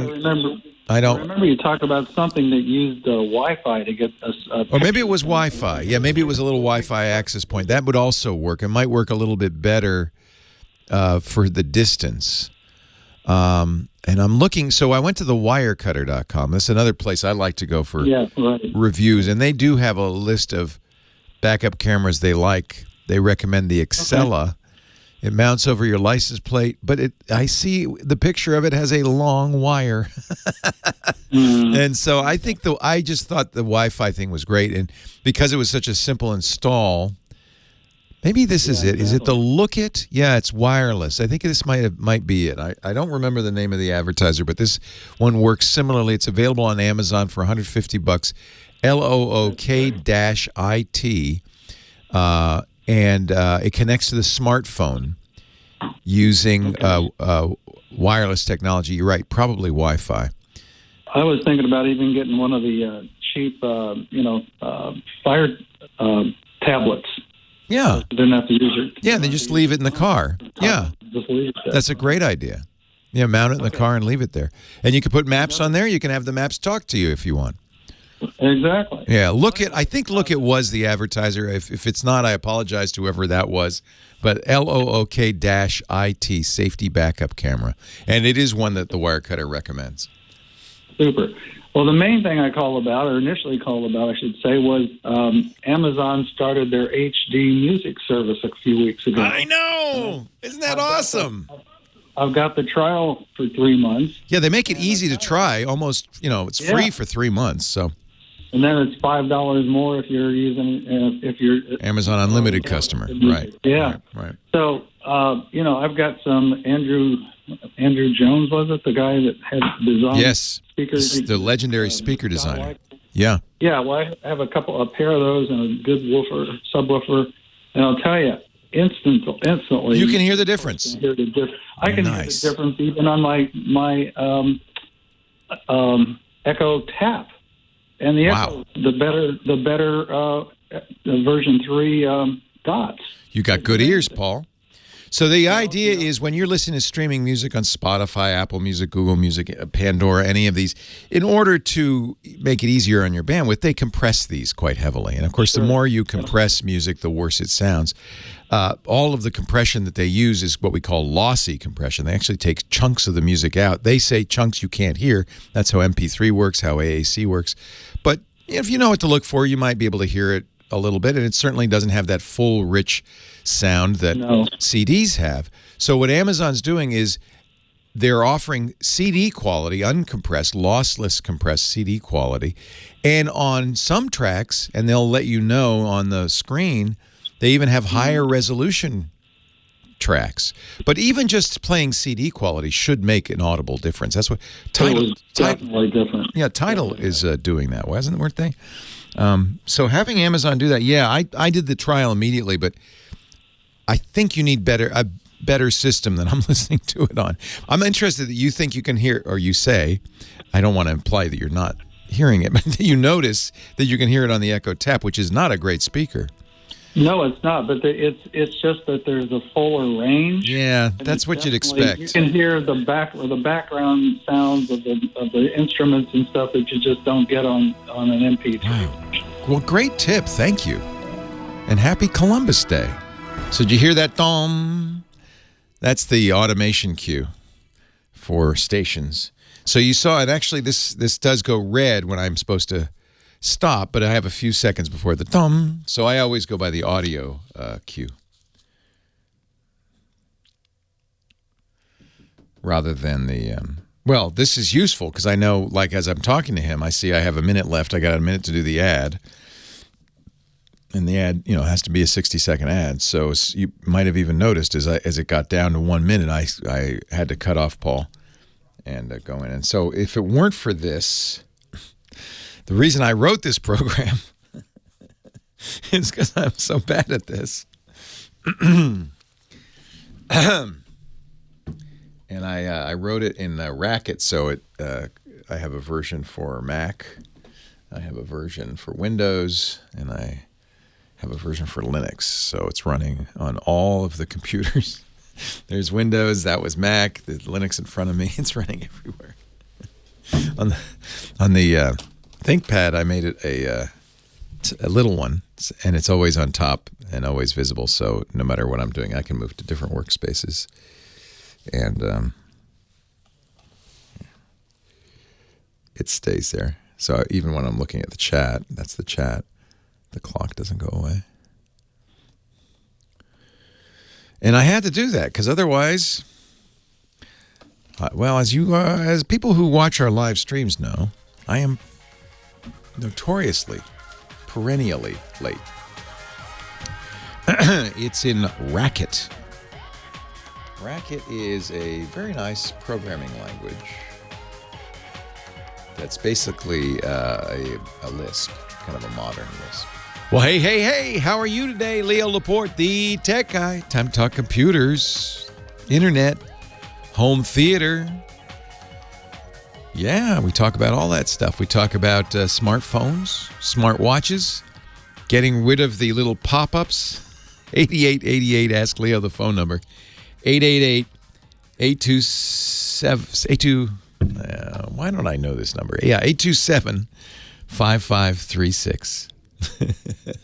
888-827-5536. Toll free from anywhere in the U.S. or Canada. Outside that area, you could still call. Of course you can. Just use Skype out. We'd love to hear from you. Duke in Redondo Beach. Hello, Duke. Hi. Hey. I've got a couple of questions for you. It all pertains to I have TurboTax for over the last 10 years. Me too. That's what I use for my mom, actually. I do her taxes that way, and my daughter, too. Well, here's my problem. TurboTax just informed me that next year they will not support TurboTax with Windows 7, so I have to go from 7 to 10. You know why? Microsoft is not supporting Windows 7 after January 14th. Okay, here's my problem. I need to go to 10. Yep. And I called up Microsoft, and I wanted to buy 10, and the only thing they have is on a zip drive, which when you put it in your computer, if you want to just save Windows 7, you just say, upgrade. If you want to go to a fresh one, then you lose everything. My problem is I can't lose the TurboTax for 10 years, so I need to back it up. And I know you support backups on TurboTax. I'm not TurboTax. iDrive, yeah, that's our sponsor. Yeah. So when you do your taxes with TurboTax, the data files can easily be backed up, and they will be read by the 2020 version of TurboTax, no problem. Right. So, but I hope you've been backing those up anyway. Yeah, I have been, but still, I'm thinking about I'd rather have the fresh Windows 10. Oh, I see. Yeah, well, back up. That's fine, and you'll be able to restore it. You want a fresh install? I think that's a great idea. I can't remember, but I think you can just upgrade Windows right from your computer right now. Hit the Windows key and type update or upgrade and see if I seem to remember that even Windows 7 had this feature. I know Windows 10 does now, where you can upgrade to the next version of Windows from within Windows 7. It'll download the files you need, automatically install them, and you'll upgrade. If you want to do a clean install, you're absolutely right. You're going to want to probably download a Windows 10 installer. Microsoft makes those available. It's actually free and easy to do. If you just Google Windows Media Creator, you can go online. Make sure you're getting it from Microsoft. Anywhere else, you got to get it from Microsoft.com. And you download it. You have to put it on a USB key, a little USB drive. You have to teach your computer how to boot from that. If it's a really old computer, it might not. But if it's a Windows 7, did it come with Windows 7? Yes. Yeah, it should boot. It should be able to boot to a USB device. You'll have to go into the BIOS settings and say boot to USB. But it boots up to the Windows Media Creation tool, and then at that point you can wipe the drive. So what your job now is to get two things. One is a USB key of, I believe it has to be 8 gigs. Make it 16, just so everything will fit on it. That's for Windows, the Windows installer. And the other one is a USB external hard drive. They're not expensive. You can get them at the big box store. You can get them at the office supply store. It shouldn't be more than $100, probably less. It should be the size of your internal hard drive. And back up everything to that external drive. Windows has a backup program you can use, and that's probably the easiest way to do it. Just back up your data, all of it, to there. Then when you wipe the drive, you put the USB key in, you boot to it, you say, yes, install Windows and wipe off everything. That's a great idea. Start fresh. You'll still have to download and install any programs because you can't back those up. But you're going to buy a new copy of TurboTax, right? Yes. Yeah. So that's not a big deal. Almost all programs these days, you can download them. Make sure you have the serial numbers if you need it, but you can download them and install them. Restore your data, and you'll be good to go. This is probably a very good idea at this point because starting January 14th, Microsoft has said, we're not going to give you security fixes for Windows 7 anymore. That means you don't want to do your taxes on a computer that doesn't have security fixes. That's just a bad idea. Okay, that sounds pretty good then. So I need an external hard external drive. USB drive. Good thing to have anyway. You're going to keep backing up to it. Right. Now, let me ask you about this. I want to back up to the cloud or the hard drive. Who should I go to for that? So this is part of an overall backup strategy. A local backup is great, and that's the fastest, easiest way to do it. That's why I recommended getting a USB drive. And you can use the Windows software, or you can do it by hand, dragging and dropping, or there are many, many backup programs that I think are even better than Windows, and you can make an image of it. There's all sorts of ways to back up, but that's local. What if there's a fire? Or, there's all sorts of things that can happen. Ransomware, if that drive is plugged in and you get ransomware, it's going to encrypt the files on your computer and your backups. So it's good to have a backup that isn't sitting next to the computer for emergency purposes. And that's the cloud backup. iDrive is our sponsor. They're very affordable. But there are many companies that do this. So I'm not going to say that that's the only choice, but it's certainly an easy one. And if you use the offer code Leo, it's very affordable. They give you 5 terabytes, which is probably a lot larger than your entire hard drive at this point. So I think that's a good choice. Let me ask you this: can I back up 2 different computers to iDrive? Yes, that's one of the things I like about iDrive. We had a sponsor before iDrive. I won't name names, but you could, when you bought an account, it was just for that computer. You had to buy a different account for each computer. iDrive doesn't work that way. It's all your computers, whatever you've got. The only limit is the total amount of data, 5 terabytes. But that's a lot of data. In fact, you don't really want to back up more than that online because it'd take forever. It would take months to back up 5 terabytes. So that's the other problem with uploading your data is they're not going to take over your internet. They want you to be able to continue to use the internet, so they trickle it up. So it takes a while to do this. That's why I recommend for what you're about to do, a local backup. It's faster, it's easier, but for kind of belt and suspenders, having a cloud backup really makes a difference. Okay, that sounds wonderful. iDrive. I'll contact them right away. Are you a surfer, Duke? Yes. Yeah. You're not the Duke. I am not the Duke. I'm the Duke of Downey. The Duke of Downey. If you're a surfer and you're named Duke, man, that's pretty good. Yeah, Duke Kamehameha. Duke Kamehameha. It was a pleasure meeting you, Duke. I think this is a good project. Everybody listening just perked up their ears because we got a few months to figure out what to do. Windows 7 is going out of service January 14th. One more thing, if I may. Yes. I talked to you a few weeks ago about wiping out hard drives because I build and repair computers and I'm getting ready to go out of business. And you told me who to contact and so on to wipe out the hard drives. The next question I got is, what can I do with all my computer equipment? I just don't want to throw it away. I would call around. There's a place up here. I don't know in the Downey area where you would go, but there are places that take old computers, recycle them appropriately. In many cases, we'll fix them up and donate them to churches, schools, and other charities. So there are up here it's called a computer recycling center. I bet you there's something in Redondo Beach that'll do it. And it's great. It's nice. In fact, truth is, if there is something like that, they will almost certainly wipe your drives. They're smart enough to know, oh yeah, we're not going to let your drive go out without being wiped. So that will kill 2 birds with 1 stone.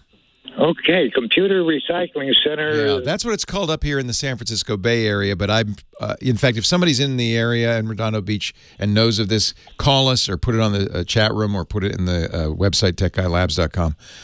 Care Cycler. Thank you, Scooter X. It's in Downey. It's the Downey. Oh, wow. This is great. So Scooter X went to a site called carecycler.com where you can look up computer recyclers in your area, California electronics recyclers, and there are several in Downey, including the IT Data Destruction Services, the City of Downey, Southern California Electronics Recycler. There are quite a few.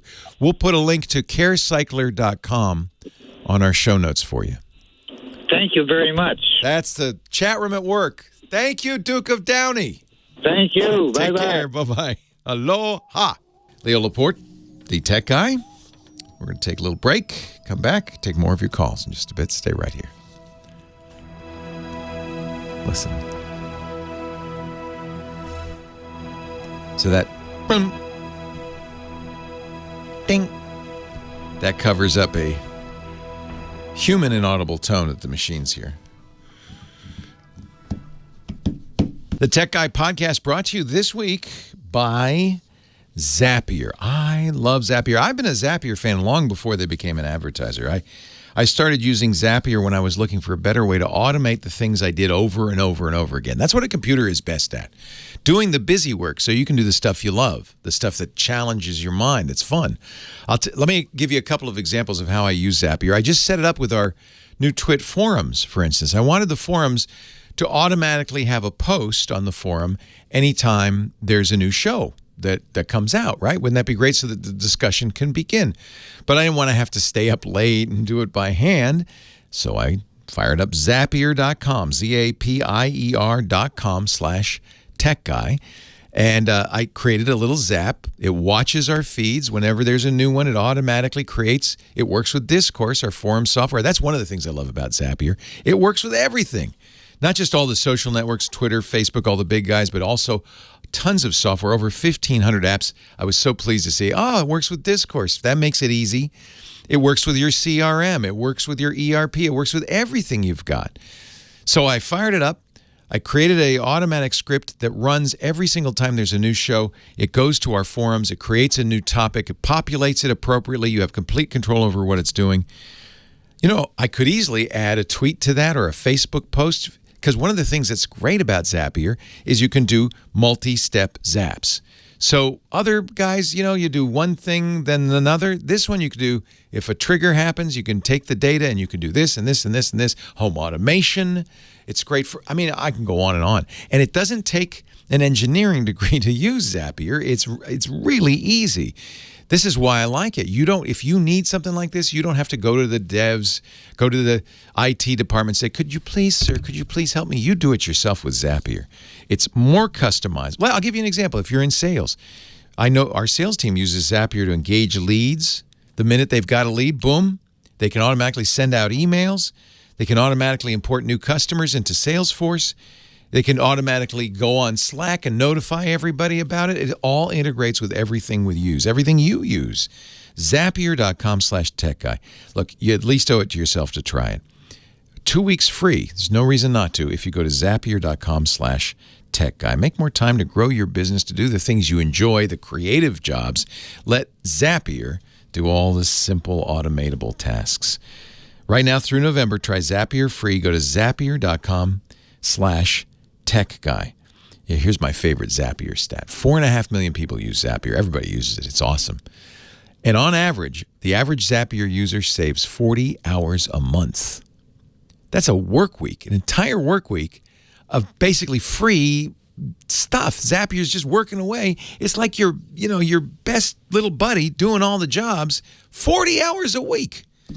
Zapier.com/techguy. If you haven't tried it, try it today. I think you'll really like it. I know I do. And we thank him for supporting the Tech Guy podcast. Leo Laporte, the Tech Guy. 8888 Ask Leo, the phone number.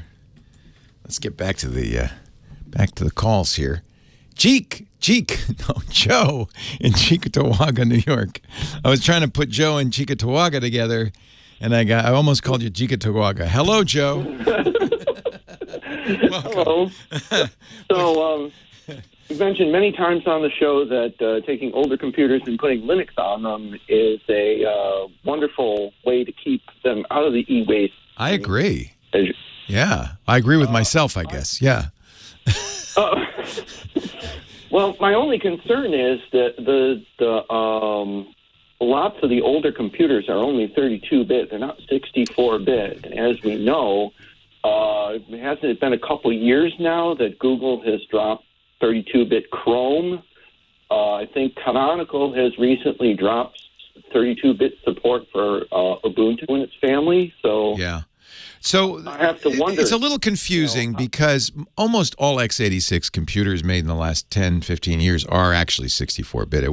We were using 32-bit operating systems. If you do have a 32-bit processor, it's really old.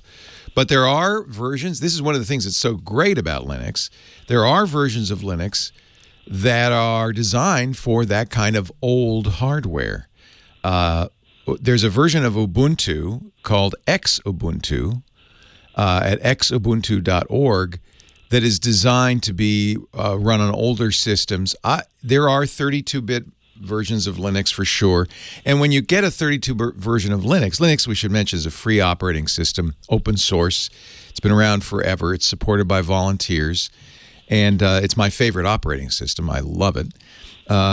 if you get a 32-bit version of Linux, it will come with all 32-bit apps, including a browser. It won't be Chrome, but it will be a 32-bit compatible browser.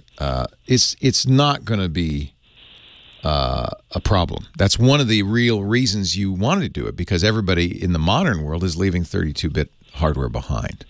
So if you do have a computer that's that old, you really only have two choices. You can either recycle it, or you can put an older version of Ubuntu designed to run on older processors.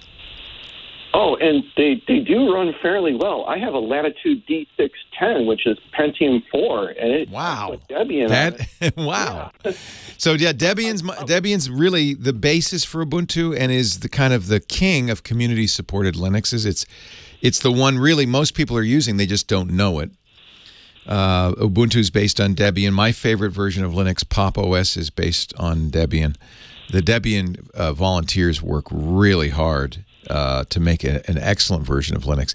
And yeah, if you've got it running on 32-bit hardware, you'll have an open source Office, usually LibreOffice. It'll run fine. I don't think we have to worry so much. I think, as I remember, Ubuntu backed down on that. Oh, okay. As I remember, yeah. Yeah, and I also like to say that at least here in Erie County, New York, we have days where we, for recycling of e-waste sort of thing, you know, bring your computers, your TV sets, and all that. Usually it's one of the local politicians that says, I'm being so nice for the community. Here's, you know, we'll have a recycling day at this local high school or something. What a nice fellow. Yeah. Yeah. Everywhere in the country, I hope, does an e-waste recycling day or roundup, because even batteries, even your batteries that are in your flashlight and other devices cannot be thrown in the trash, nor can they be thrown in the regular recycling. They have to go to e-waste. Certainly all your electronics, all your computers. So I have a box in our house for e-waste. And all the old batteries and everything, I've trained everybody in the house. Everything that's electronic goes in this box. And then every few months when they do an e-waste roundup, or most recyclers will have an e-waste day, and they'll let you know. You can put it on the curb at that time. Monitors, same thing. They do not go into the normal trash or recycling. They've got lots of metals in them that don't belong in landfill. They're not something that, average recyclers can handle. Lithium-ion batteries can cause explosions. So you really want to handle that properly. And I would imagine every jurisdiction in the country has an e-waste roundup of some kind. Now, one of the problems, China has stopped taking our recycling. And this is a big issue, because much of what we didn't want to recycle because it was highly toxic or wasn't worth enough money used to go on in big containers to China, and it's not anymore, including Amazon boxes, I've just learned. So many recyclers are no longer recycling the things that they used to. I don't know if they really were recycling them. They were sending them to China, where in many cases they were just getting incinerated. So I don't know if that really counts as recycling. I was really pleased. I bought a laptop a couple of days ago from a company called System 76, and for an additional $5, and I think most vendors now do this. I know Apple does this. They sent me a label. They said, put your old laptop in the box. Here's the mailing label, and we will handle this. We'll responsibly recycle it. If you're putting old computers out of their misery, this is really an important thing. You want to make sure it gets responsibly recycled. Well, thank you for your time. Hey, I'm glad you brought it up. Thank you. It's always a pleasure to talk to you, Joe. Or as I call you, Jikatawaga. He hung up on me. And you know what? I deserved it. We have a great website. It's free. I make it available to you at no cost, because we've got great sponsors that help support it. But I want you to know about it, because if you hear something on the show, or you want to comment on something you hear on the show, that's a great place to go. It's techguylabs.com. techguylabs.com. And you'll find all the answers there, even audio and video from the shows after the fact. Our forums, our new forums, are community.techguylabs.com. So you can join those too.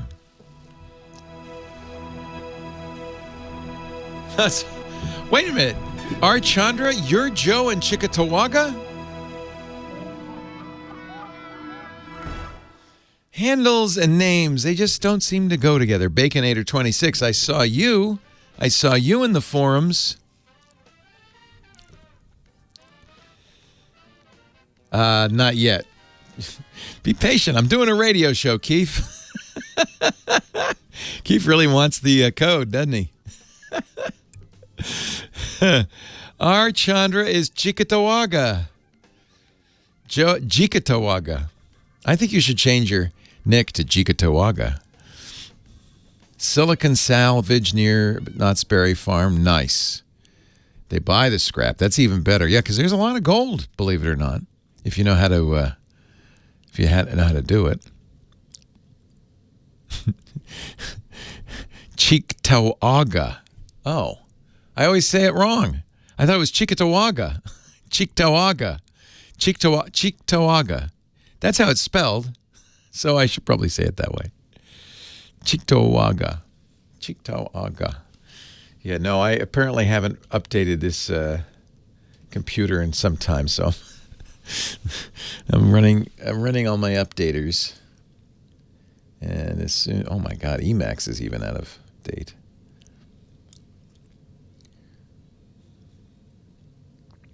My Lisp is out of date. Fish is out of date. Everything's out of date. So I'm updating everything. As soon as it's up to date, I will try to get you that code. Leo Laporte, the tech guy. 8888, ask Leo the phone number. And let's go back to the phones. On the line now, Grant in St. Paul, Minnesota. Hello, Grant. Hi, Mr. Tech Guy. Hey, Mr. Grant. How are you? I'm well. What can I do? I happen to also be a Linux user myself. You know, I always feel a little guilty when I even use the L word on this show because Linux certainly has the reputation of being for pretty severe tech enthusiasts, not the average person, but I'm increasingly of the belief that we'd all be just a little better off if we'd stop using Windows and started using Linux. Have you seen all the troubles people are having with these updates, 1809 or 1909 and 1903? It's just a nightmare. Just a nightmare. A few years back, I actually switched my mom over to Linux, and it's fine, right? Reduced any tech support calls. Tech support calls went down from her when I did that. People are scared because everybody knows Windows. We've been using it for 30 years. It's familiar territory. But honestly, modern Linux, and maybe some people tried Linux a few years ago. It was really hard and weird and broke a lot. Modern Linux versions, and there are many, not only are free, they're very reliable. They work very well with the existing PC hardware. Almost any computer that'll run Windows, except for Microsoft's Surfaces, will run Linux just fine.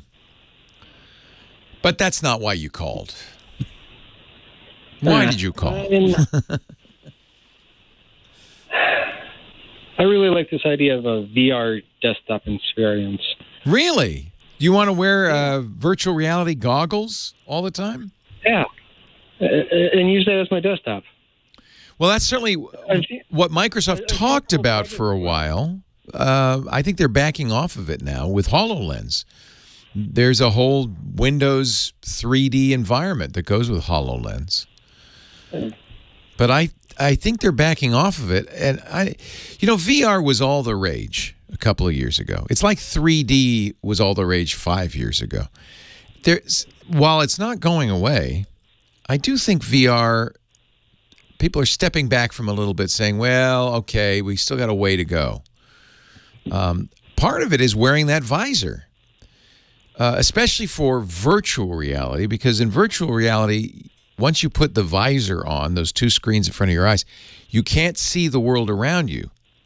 And that's dangerous. You can walk into things. People can, they don't even have to sneak up behind you. They can come right up to you because you can't see.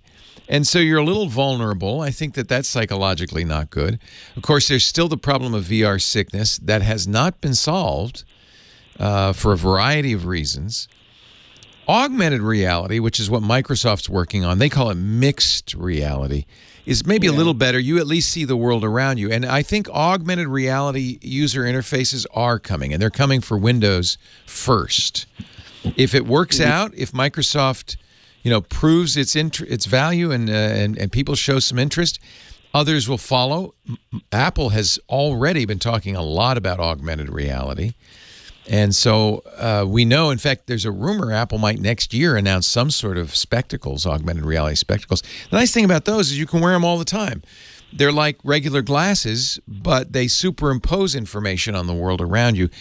And that would be one way to have a user interface. Mm-hmm. We have to perfect voice interfaces too, though. I don't know how do you like Amazon's Echo or Apple's Siri or Google's Assistant? Are you comfortable with those? Are you happy with them? I called into your show before about how I hate the idea of some other company running my voice assistant and wanted to spin my own. Well, that would be cool. But until then, actually, there are ways that you can do that now, and there will be more ways to do that. But ultimately, what's required for these assistants is a considerable amount of machine learning, artificial intelligence, and that requires a big company putting a lot of effort, a lot of dollars behind it. So it probably is going to be coming from a big company. Those will be critical to a VR interface because if have you played with VR much? Do you have an HTC Vive or an Oculus Rift? I haven't owned one, but I've used But, demo ones and whatnot like that. It may also be generational because my 16-year-old and his friends, they'll wear it all night. They'll play games all night. They love Beat Saber. They love all that stuff. And they don't ever get tired of it. So maybe it's just me. But I honestly think that the problem right now with VR is moving around. You have to use hand controllers, and you can't walk because if you walk, again, you'll walk into the furniture. It's dangerous. So until they come up with something like that movie Ready Player One, where he had a universal direction, omnidirectional treadmill, which he was strapped into so he wouldn't go flying off of it, you won't be able to walk in virtual reality. That's another problem.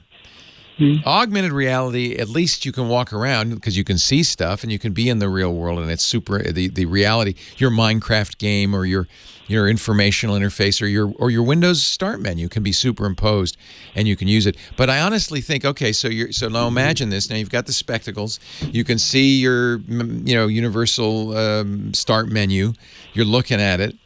But what are you going to do? Microsoft has gestures. You actually raise your hand and you tap on it. I guess that'd work. I think voice will also be another way of doing it. I think voice is a pretty important part of all this. Partly because you don't want to walk around town looking like a crazy guy swiping and tapping in the air as you're walking down the street. Now, maybe we'll get used to it. We sure got used to people talking to themselves on their Bluetooth headsets. I used to think that looked pretty crazy. Now everybody does it, so maybe we'll get used to it. You'll be walking around the streets of the city, and people will be swiping their hands and pointing and clicking and all this stuff. I think we're going to look like a bunch of loonies. Have you ever watched somebody in a virtual reality game when they don't know you're looking? They look silly, don't they? Yeah. Maybe we'll get used to it. I don't know. Even if I'm just sitting at my desk and using the VR headset, where I can. Well, I think you will. I mean, look at this thing that our sponsor Remote PC's doing with it. You hold up the phone and you can see an augmented reality version for support. I mean, maybe it's true. Maybe this is the next big thing. I don't know. You're probably more on the early adopter side than I am. I think Grant, here's the definite truth. We're living in interesting times, aren't we? Yeah. Yeah? You sound unconvinced. Yeah, maybe. I don't know. Yes, this is interesting times. And when I led off the show, I talked about how technology is amazing. It's changing things for the better. It's also changing things for the worse. There's a really interesting article I just read. Was it the New York Times? I can't remember where I read it. I'll see if I can find it and put it in the show notes about noise pollution. They're talking about a guy living in Sedona, Arizona, which is normally a very quiet area. He moved there because it was quiet. He's an engineer. He's a software guy. And he can't sleep because he starts hearing this humming sound. He can't figure it out. Finally, tracks it down to a network center, a big data center, just half a mile from him, and the air conditioners, the coolers that are running 24/7 to keep that equipment cold.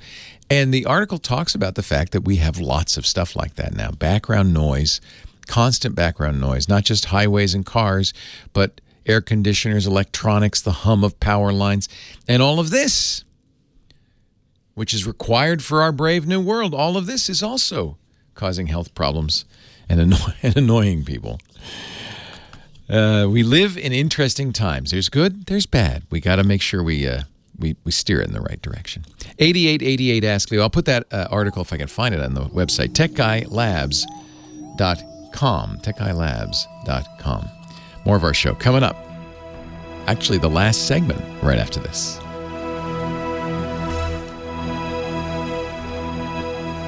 Yeah, kind of like a 60-cycle, constant 60-cycle hum.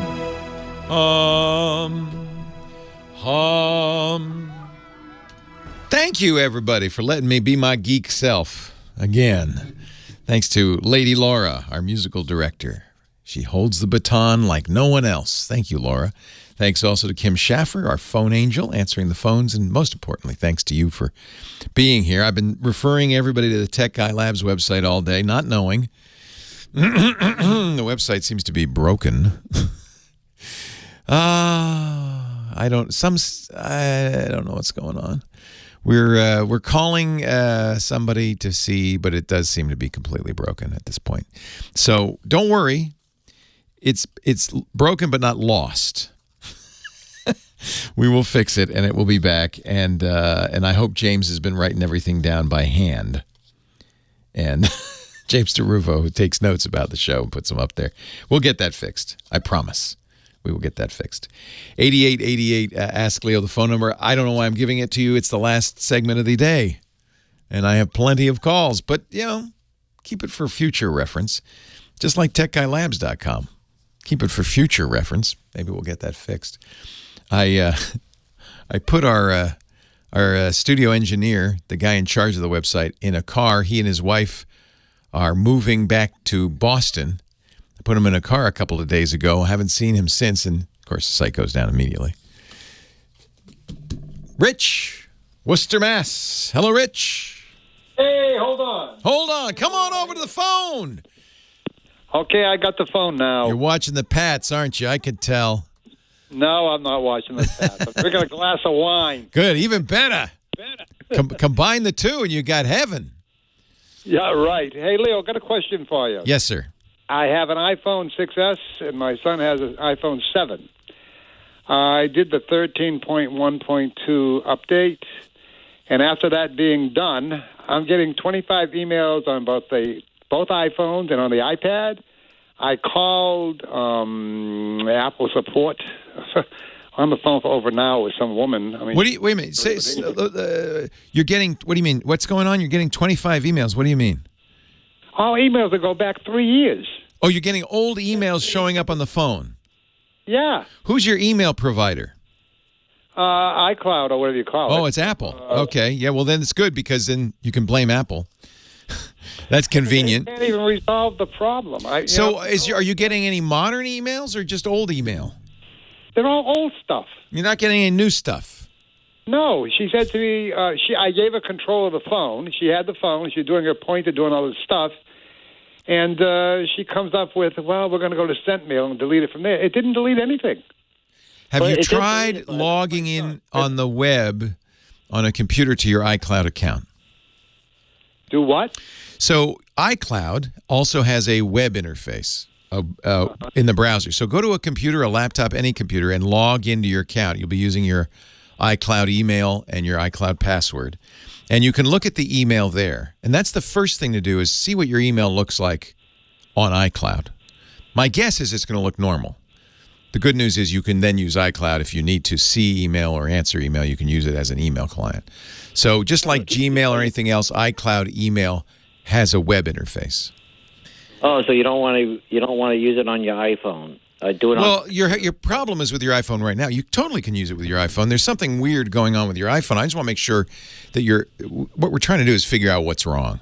So the first thing to do is, well, is it my iCloud email? Maybe that's screwed up. So go to iCloud.com, log in, and look at it there. If it looks normal there, good.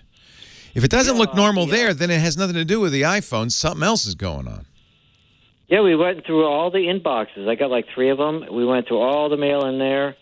And it doesn't show. All the mail is gone. 0 mail. Yeah, that's everywhere. Yeah. There's nothing more to talk about until you go to iCloud.com and see what you see there. Then you'll know if the damage is something weird on the phone. By the way, that's easy to fix. Or, much more concerning, maybe iCloud's done something to your email. I don't think it has. So that's why you go on a browser. You got a laptop? You got a computer around somewhere you can use? Even an iPad would be okay. Yeah. Yeah. Go to iCloud.com, log in as you would normally with your password and email. Click the email link and see if it looks okay. If it looks okay, then there's something weird about Apple's mail on iOS. And this happened to both phones, the 7 and the 6S? Yeah. Yeah. And the iPad, too. Because my iPhone is the main user, and my dad's is the secondary. Got it.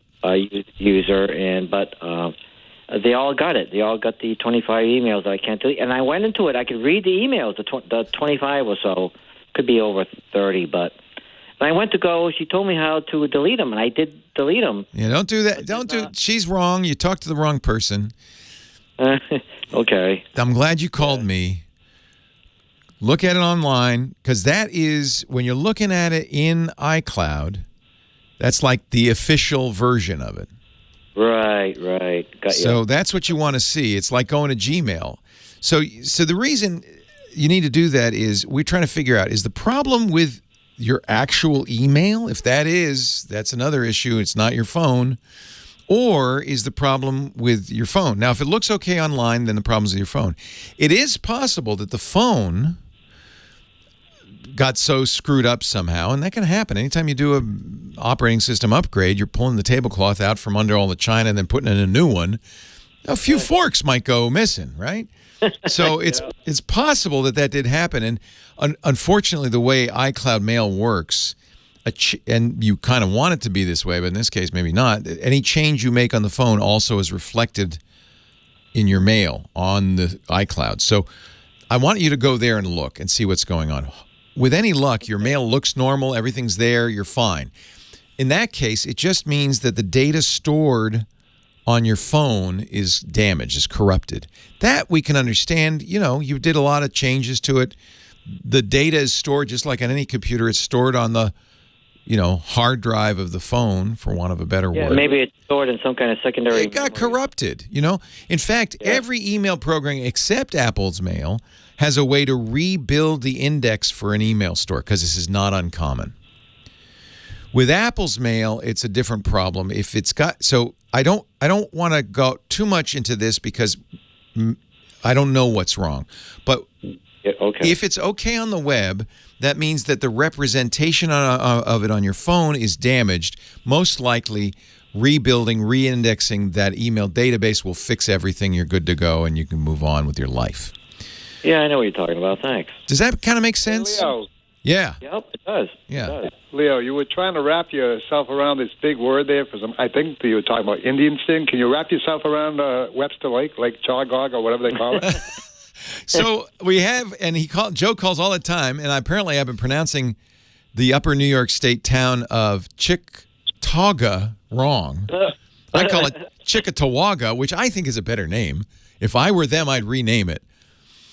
Well, I think you better try to wrap it around Webster Lake. That's a really big Webster Lake. I grew up in Providence. I know Worcester. I know Webster Lake. I know how to talk Providence.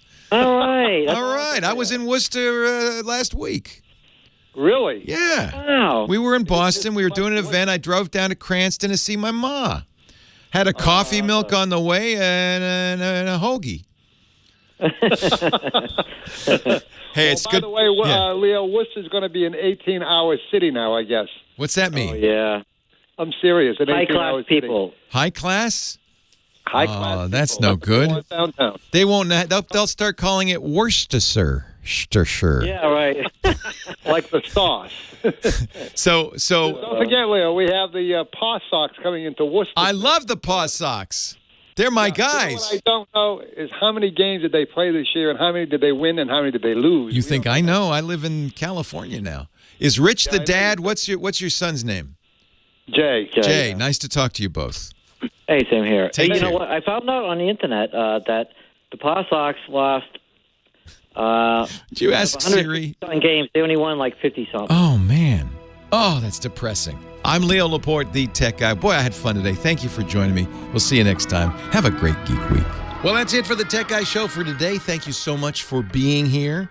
And don't forget, TWIT, T-W-I-T. It stands for This Week in Tech, and you'll find it at twit.tv, including the podcasts for this show. We talk about Windows on Windows Weekly, Macintosh on Mac Break Weekly, iPads, iPhones, Apple Watches on iOS Today, security on Security Now. I mean, I can go on and on and on. And, of course, the big show every Sunday afternoon, This Week in Tech. You'll find it all at twit.tv. And I'll be back next week with another great Tech Guys show. Thanks for joining me. We'll see you next time.